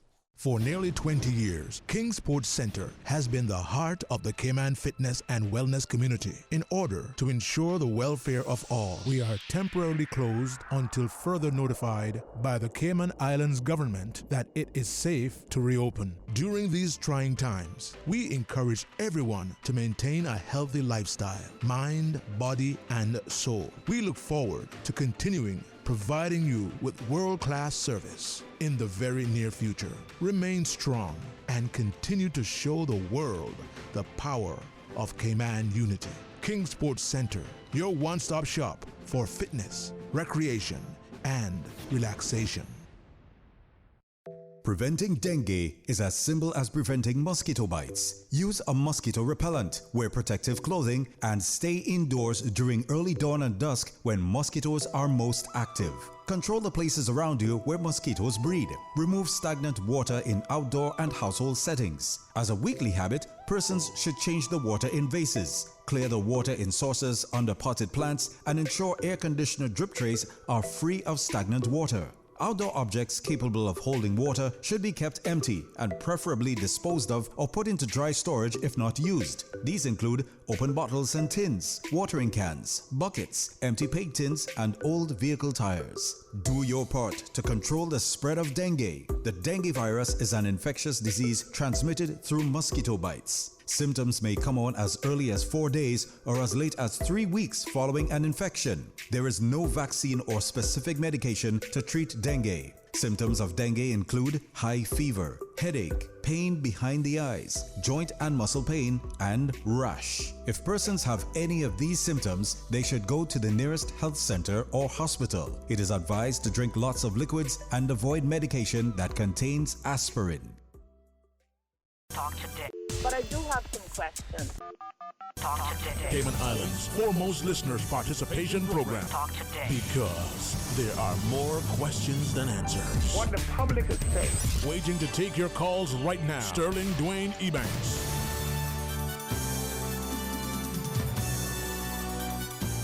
Good afternoon and welcome back to Talk Today. Just a quick reminder, we're going to the press briefing just after the 2 o'clock news. But without further ado, I'd like to go to that caller. Good afternoon, caller. You're on Talk Today. I'm sorry for the long wait. Hello? Yes, sir. Good afternoon. Good afternoon to you all. Yes, I'd like to touch on some parts of the discussion. Yes, sir. I see that the Premier have given a window of easement there for the fishermen on the fishing boats. That I'm sure is appreciated. I would like to bring to his attention another situation that we have. We have not no big numbers, but you have a few fishermen in the West Bay area that have traps, fish pots in the North Sound, and they were caught, as the old people say, with their pants down with the situation. Right. And I think that it would be a good idea for the environment, as well as for the fishermen, to give them a window of opportunity to go out there and retrieve those traps and bring them ashore. Okay, enough said on top of that. Sir, I'm just wondering, just for clarity, why wouldn't they be able to go out during the soft curfew to collect those? Because they say there's absolutely no marine traffic. Okay, right. Okay, so that would be considered marine traffic for these purposes. Understood, sir. Thank you. That is my understanding, anyway. Yes, sir. One more thing, in times of crisis,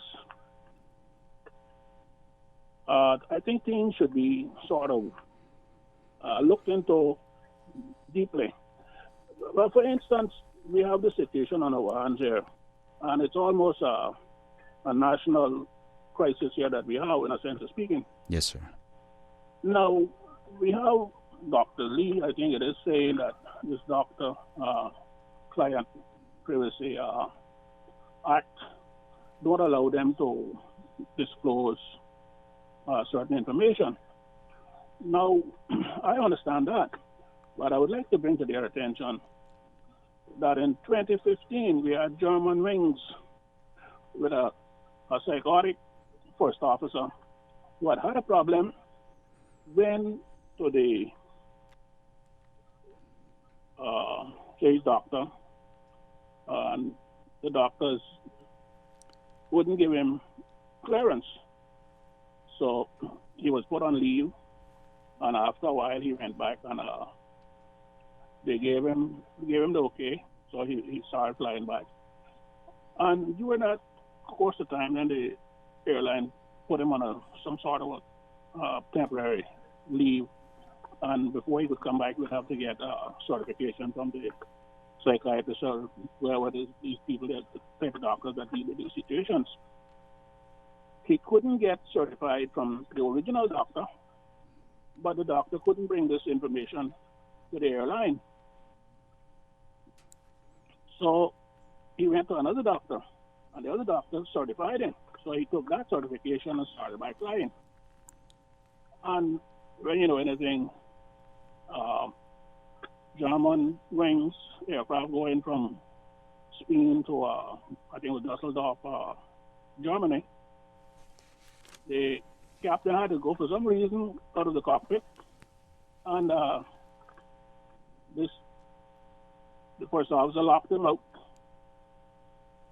set the autopilot to 100 feet, and drove that aircraft with 150 personnel on board into the Alps and killed everybody. So, sir, you're saying that in certain instances it's important, or certain instances of public emergency or public necessity would require an overriding of the doctor-patient confidentiality rules. Is that what you're saying, sir? I understand, but and this is something that they should look into. Right, sir.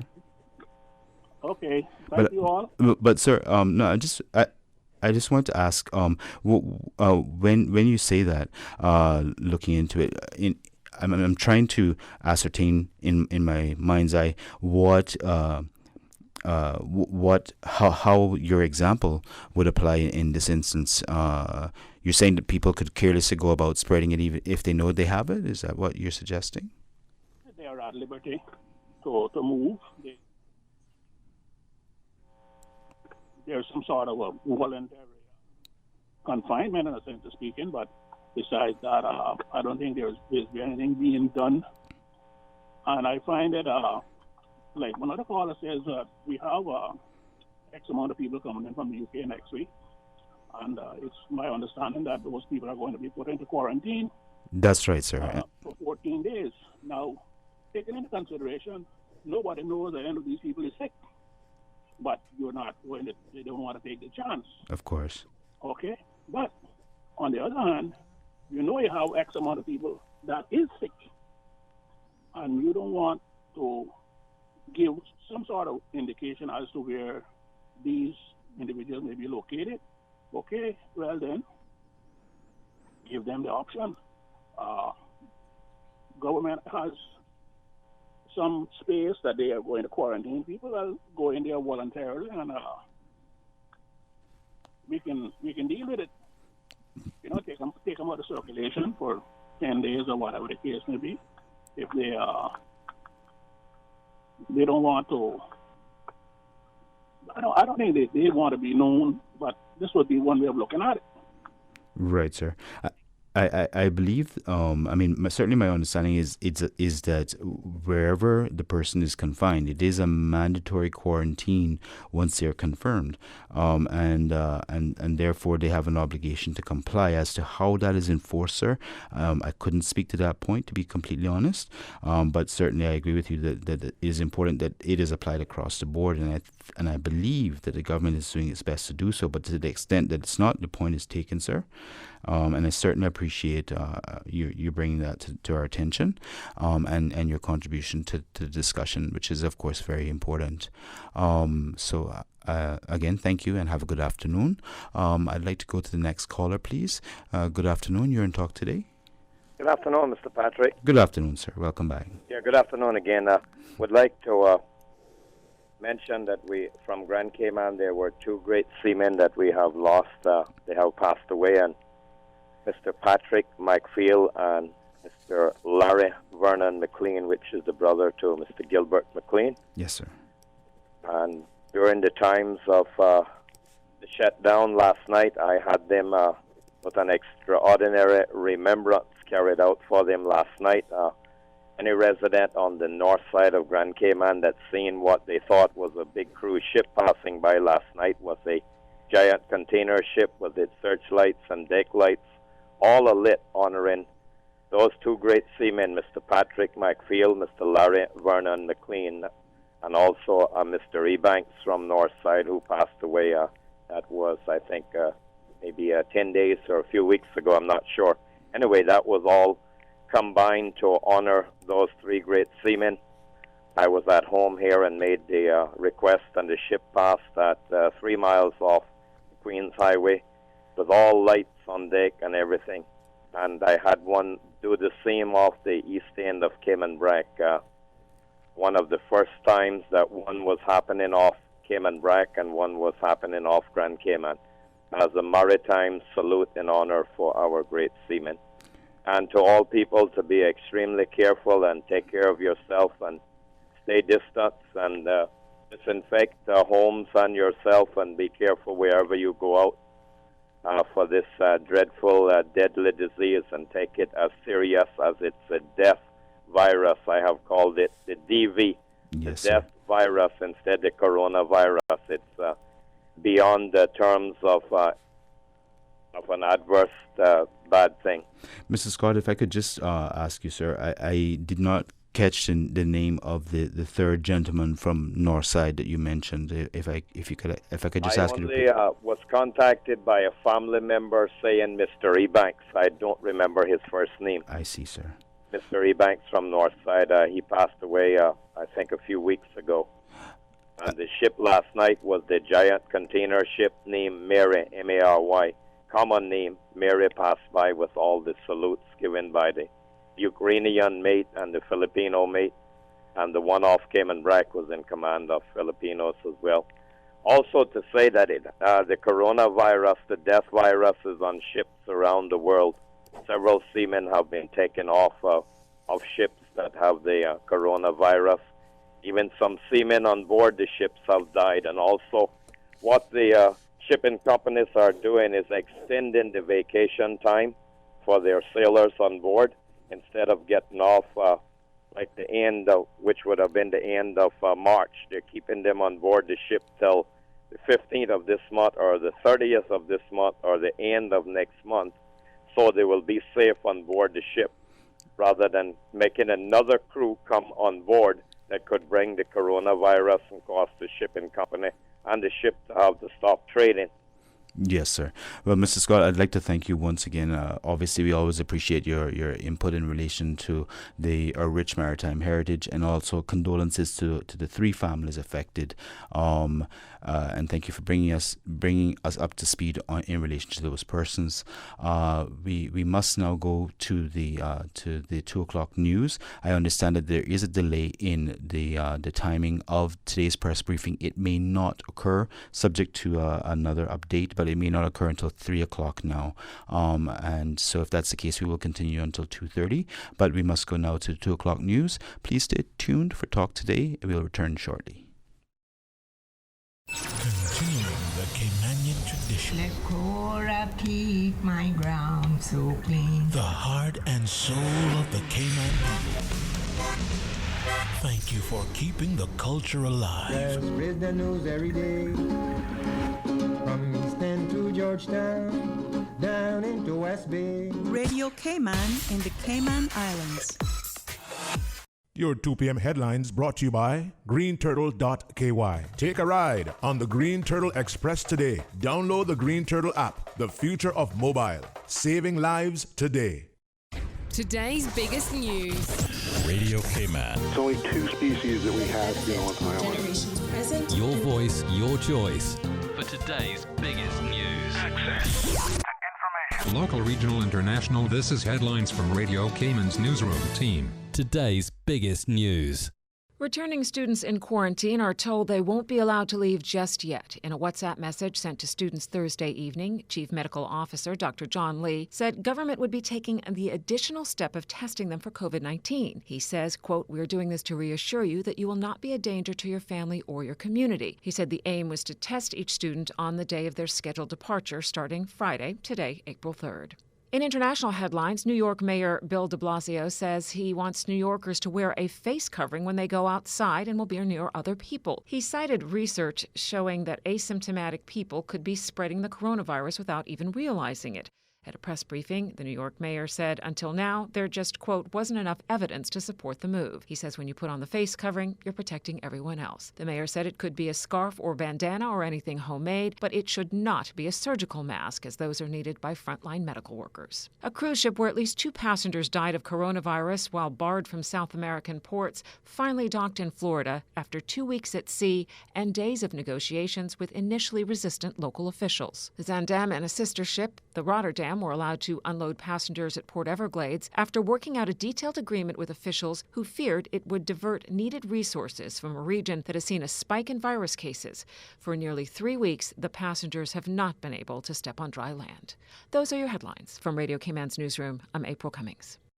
Social distancing is crucial for our community to get back to normal. And never before has communication been so crucial. Keeping in touch with family, friends, and up to date requires you to stay in touch. Green Turtle offers the solution for both. Download the Green Turtle app now. Top up yours or a loved one's phone with any mobile carrier in any destination in Cayman. Phones delivered to your home, and with the new rewards program, you can even redeem points towards a new phone and other products. Download the Green Turtle app today. Green Turtle is not only the future of mobile, but today it can help save a life. Hashtag Stay Home Cayman. Take a ride on the Green Turtle Express today. Download the Green Turtle app, the future of mobile, saving lives today. Your 2 p.m. headlines brought to you by greenturtle.ky. Take a ride on the Green Turtle Express today. Download the Green Turtle app, the future of mobile, saving lives today.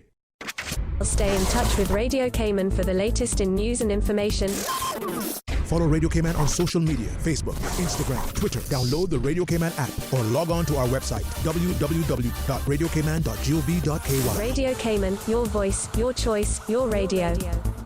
Listen to the general public. Your thoughts are just a telephone call away. 1-800-534-8255. What the public is saying. Let your voice be heard. And now, Radio Cayman's Talk Today.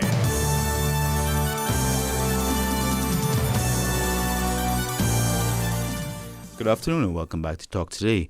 As mentioned previously, the government press briefing, which normally happens at 2 o'clock, is currently postponed until the end of the ongoing cabinet meeting, and so we will hear from them as soon as possible and announce accordingly. But currently it is scheduled to happen at 3 o'clock instead of 2 o'clock. With that said, I believe we have a caller on the line, perhaps 2 callers on the line. Good afternoon, caller. You're on Talk Today. Patrick? Yes, ma'am. How are you today? I am very thankful and highly blessed, and I listen to 2 Radio Cayman. Excellent.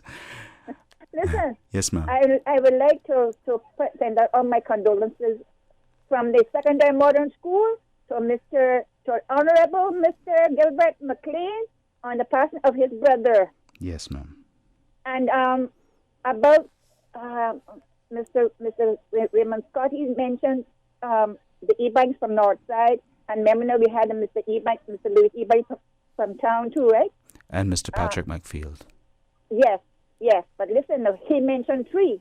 Correct. But there's a fourth one, and his funeral is going to be this evening, and that's from West Bay now. Yes, ma'am.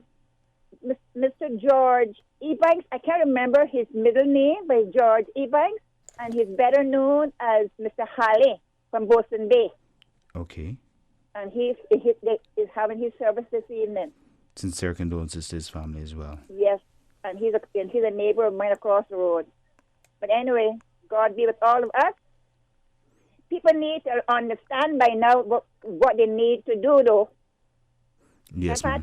Yes, they have done an excellent job at disseminating the information. Of course, it's up to us all to ensure that we pay attention to the advice that's been given. Wash your hands regularly.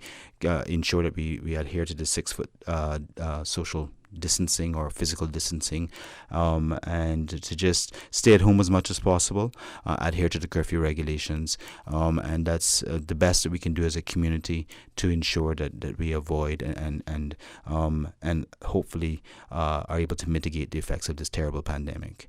But stay safe. Yes, ma'am.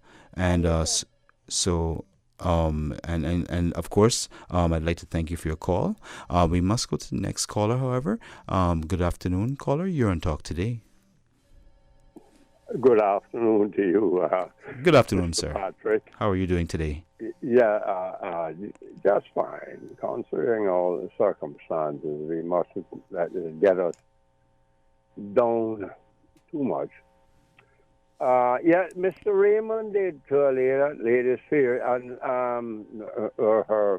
he did have a ship call in for Mr. Halley, because Raymond is a good friend of mine. He calls me all the while, and I knew about that. And he also had a ship come in before and give a blast on the lights.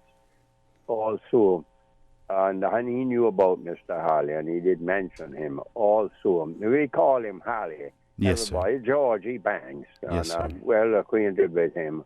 Wonderful man. I think he is about 94, 95. Don't think he could be less than that. A wonderful gentleman.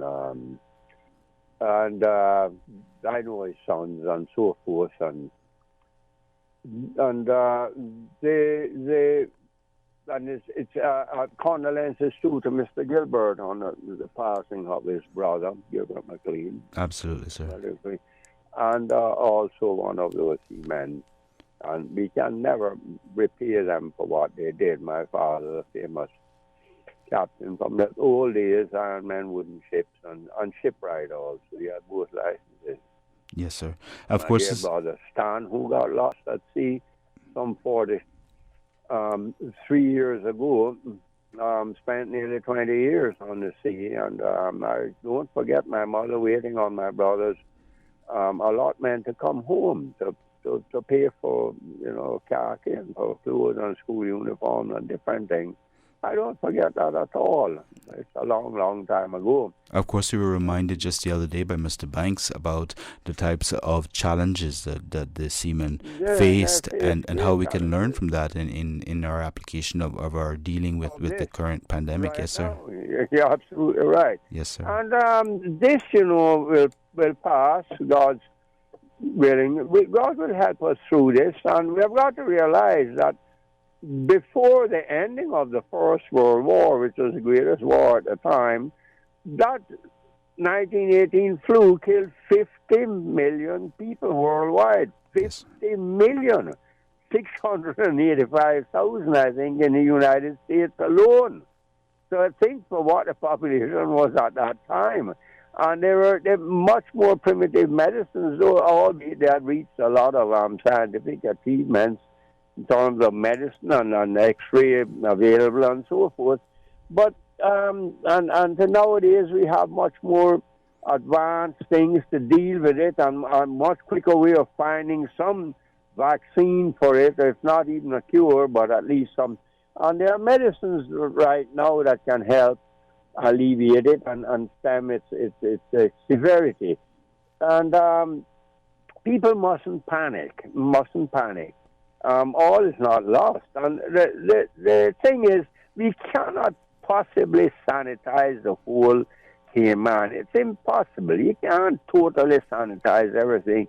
Keep yourself healthy enough that even if the germ passes by you, it might not affect you, because it's absolutely impossible to sanitize everything, every tree, every shrub, every glass, every vehicle that we touch or drive in, our shoes, it's just impossible. We can sanitize the most important things, our hands and faces and stuff, and when we go home, clean up as best we can.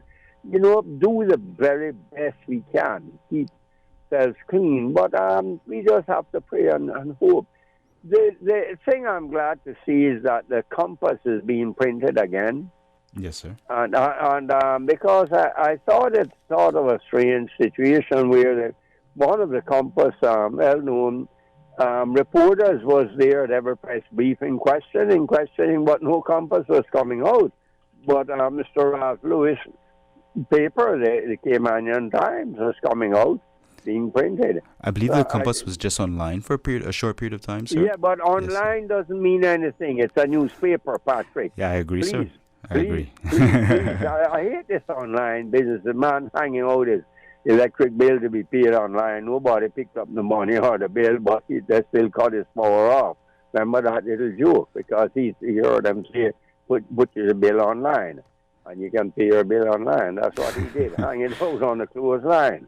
Yes, Yeah, but a lot of people don't bother with that. I don't. And,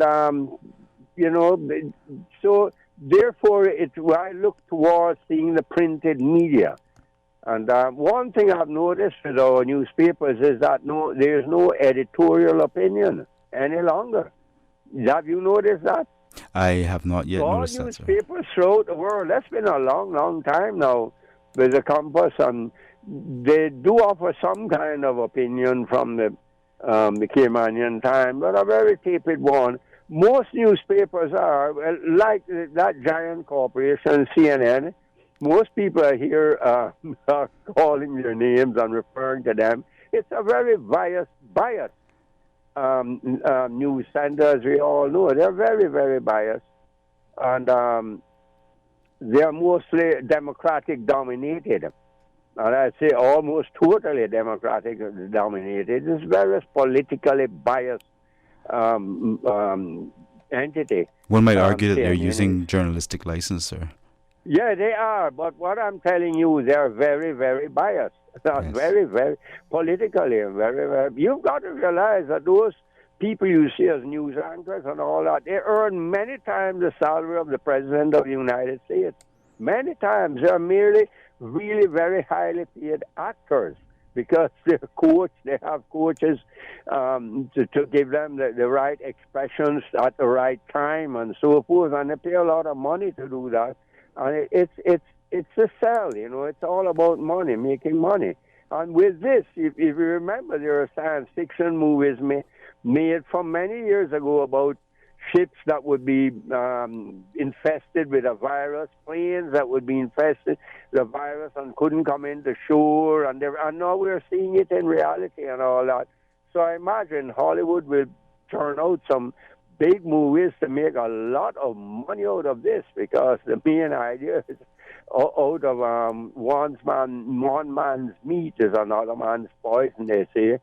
There'll be glory out of it for some people. They'll make a lot of money, and they'll use this to make money. It's sad, but that's the way things are. Yes, sir. But we have to have that positive note.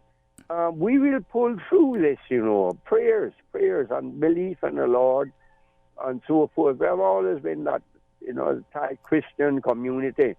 And even though we know that a lot of things will be scaled down, because for us to get back on foot, our main thing, of course, for ordinary people will be the tourism.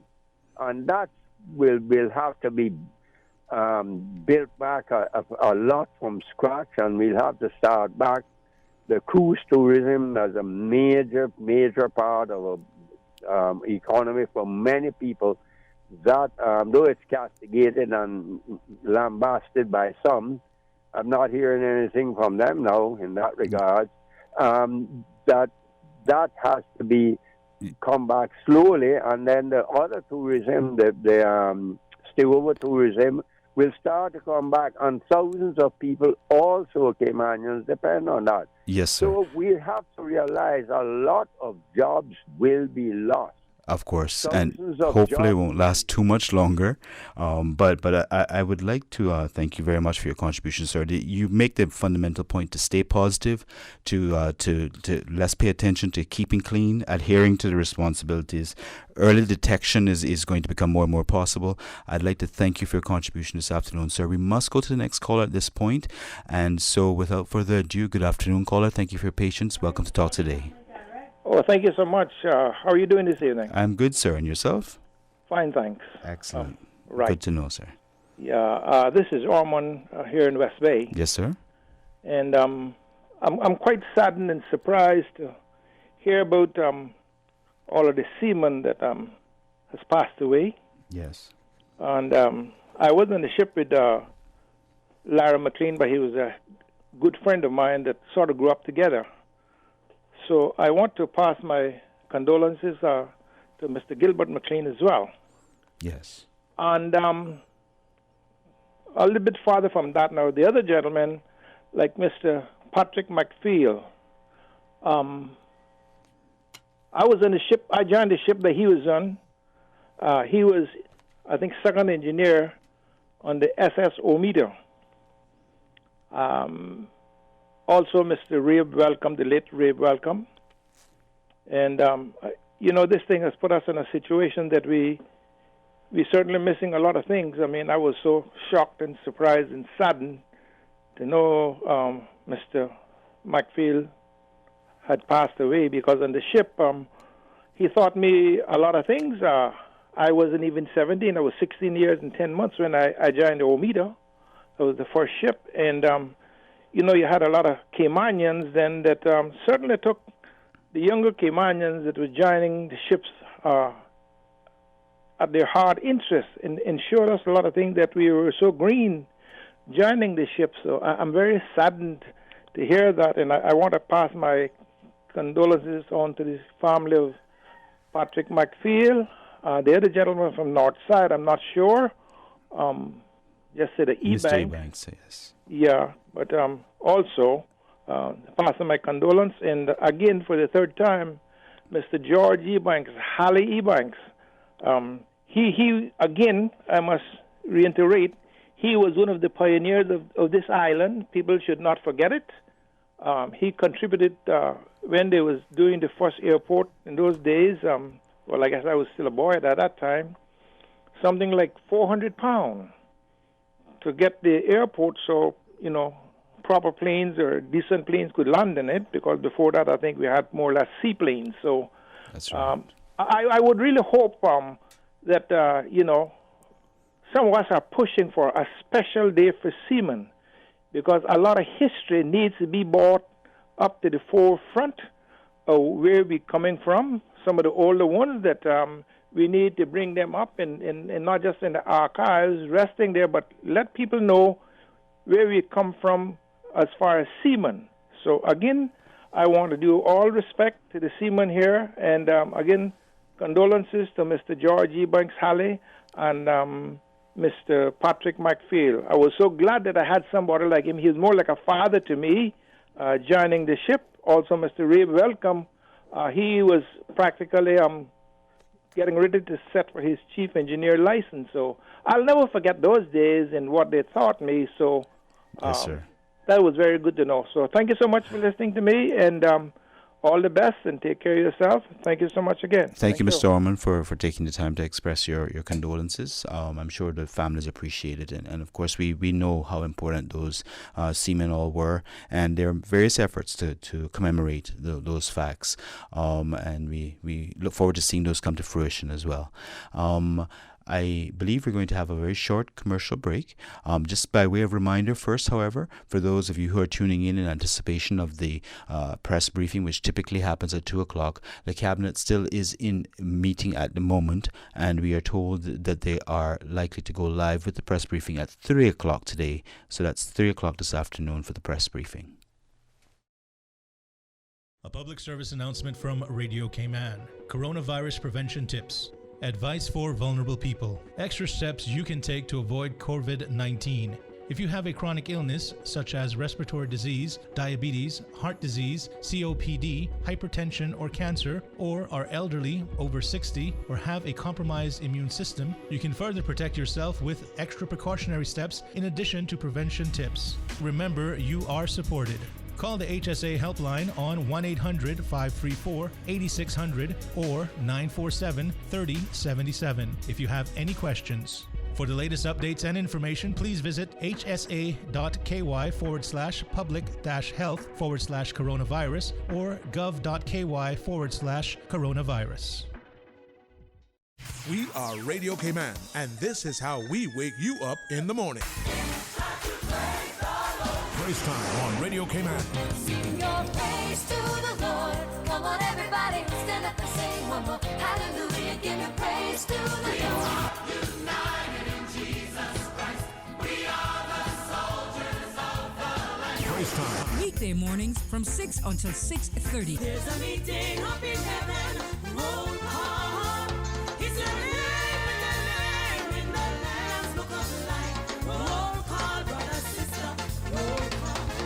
If you don't stop shouting, if you don't stop dancing, we're going to put you out of our church. Praise time. Jesus in the morning, yeah. Weekday mornings from 6 until 6:30. Your song flowed through my lips.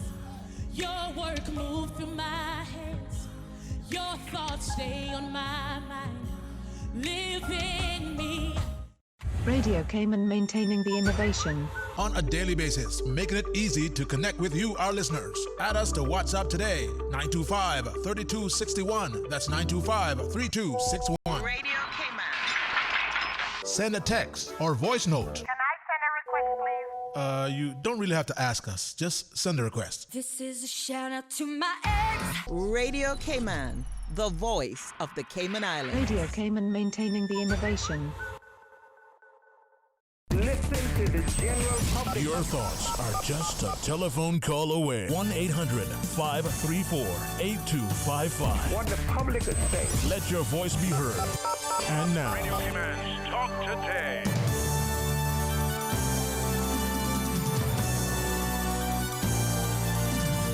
Good afternoon and welcome back to Talk Today. Thank you all so very much for your participation in today's show. We still have another 8 minutes before we go, and just by way of reminder, we are expecting the press briefing to happen today at 3 o'clock this afternoon.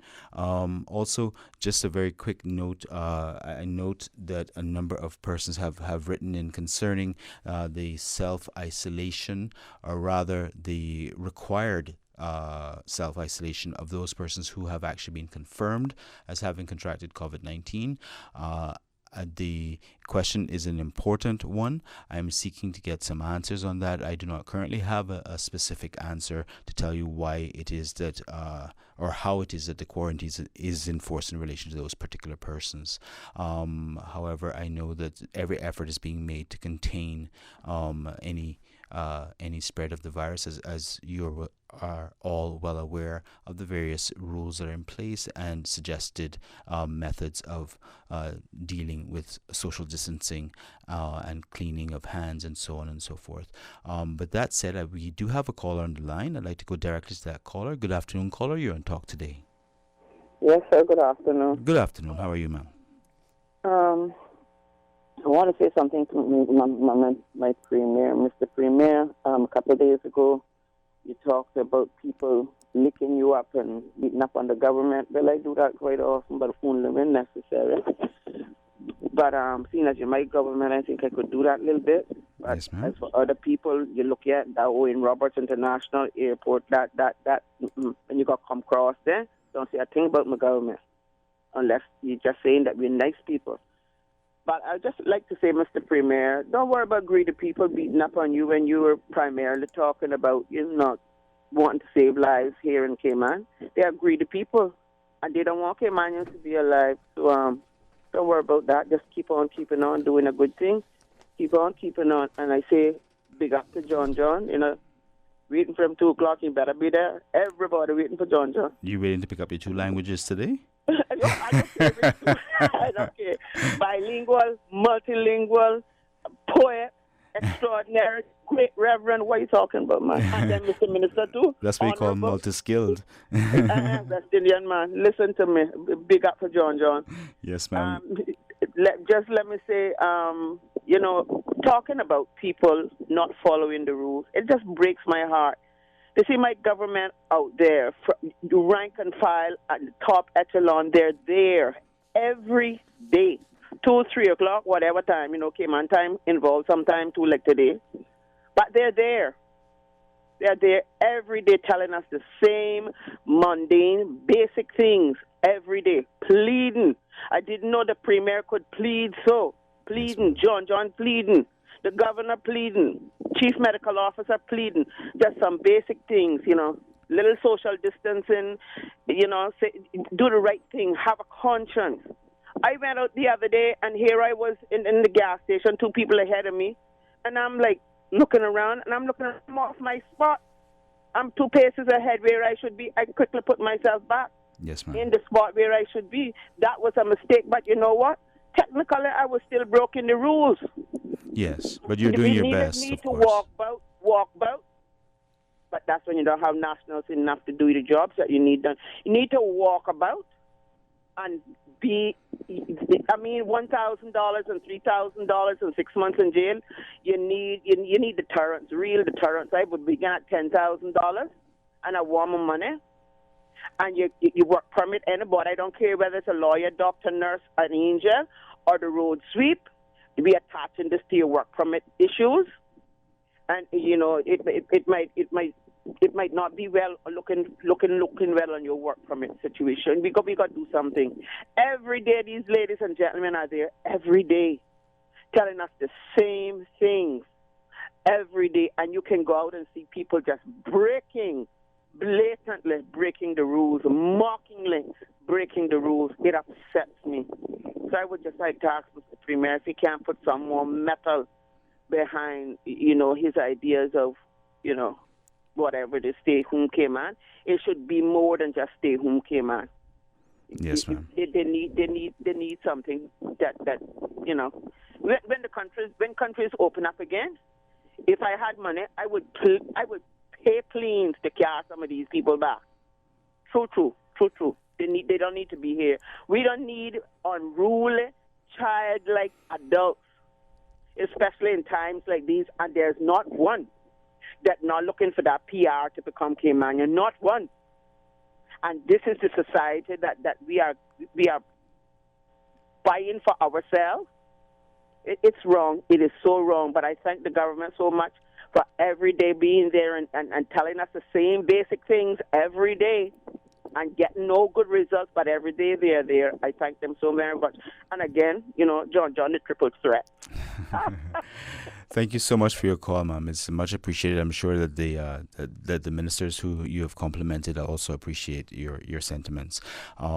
So we're getting near to our close-off time for this afternoon. I'd just like to take the opportunity to say that, of course, we are a free society. Everyone is entitled to their opinion, and we have a democratically elected government which takes actions as it sees fit. Not everybody will agree with the approaches taken. Some of us will be a bit confused and are entitled to ask questions, and the press are entitled to ask questions. We expect them to lead the way in terms of knowing exactly what to ask and to make sure that is disseminated to the general public insofar as possible. We think, I think personally, that the government is doing quite a good job at disseminating that information, but no one is perfect. We have to be considerate of that particular fact, in trying to stay positive, trying to adhere to the rules that we're all expected to adhere to at the times we're expected to adhere to them, and to do our very best to act together as a unit, as a community, with people from all over the world, and indeed from multi-generational Caymanians, all alike. We are all human beings who are all subject to this terrible pandemic, and all have a responsibility to ourselves and to each other to act in union with the government and to adhere to the rules. But indeed, as I said, we are entitled to ask questions and ask for clarification as well. On the note of clarification, I have been kindly provided again by the Venerable Miss Susan with information from the Department of Environmental Health regarding their operations. And as we know, they are continuing, and we're very grateful for their continuation of collecting the garbage, ever so important matter. And what this particular release dated the 25th of March actually states is that the landfill hours have been reduced as follows: to Monday to Friday 7 a.m. to 4 p.m., Saturday 7 a.m. to 1 p.m., Sunday closed, and so it appears that, from what I'm reading here, that there is still the possibility, and I stand to be corrected in that, but there is still the possibility of dropping off at the landfill but they do have a contact number here, and the number is 949-8793. That's 949-8793, in case anyone wants to ask for the detail, or for further detail, in order to ensure that they get the correct answer to their questions and they don't do anything in violation of instructions from government. So we have reached the magic 2:30 period. I'd like to thank you all for participating in today's talk today. Next week, of course, we'll be back again. I'm not sure who will be here in this seat, but nevertheless, please join us next Monday at 12:15 for Talk Today. In the meantime, stay safe and stay in tune with Radio Cayman, especially at 3 o'clock for the press briefing. Have a wonderful afternoon and a good weekend. Bye-bye. Talk Today is brought to you by Fidelity Bank. For all your banking needs, visit fidelitygroup.com. Fidelity, we're good for you. Also brought to you by greenturtle.ky. Take a ride on the Green Turtle Express today. Download the Green Turtle app. The future of mobile, saving lives today.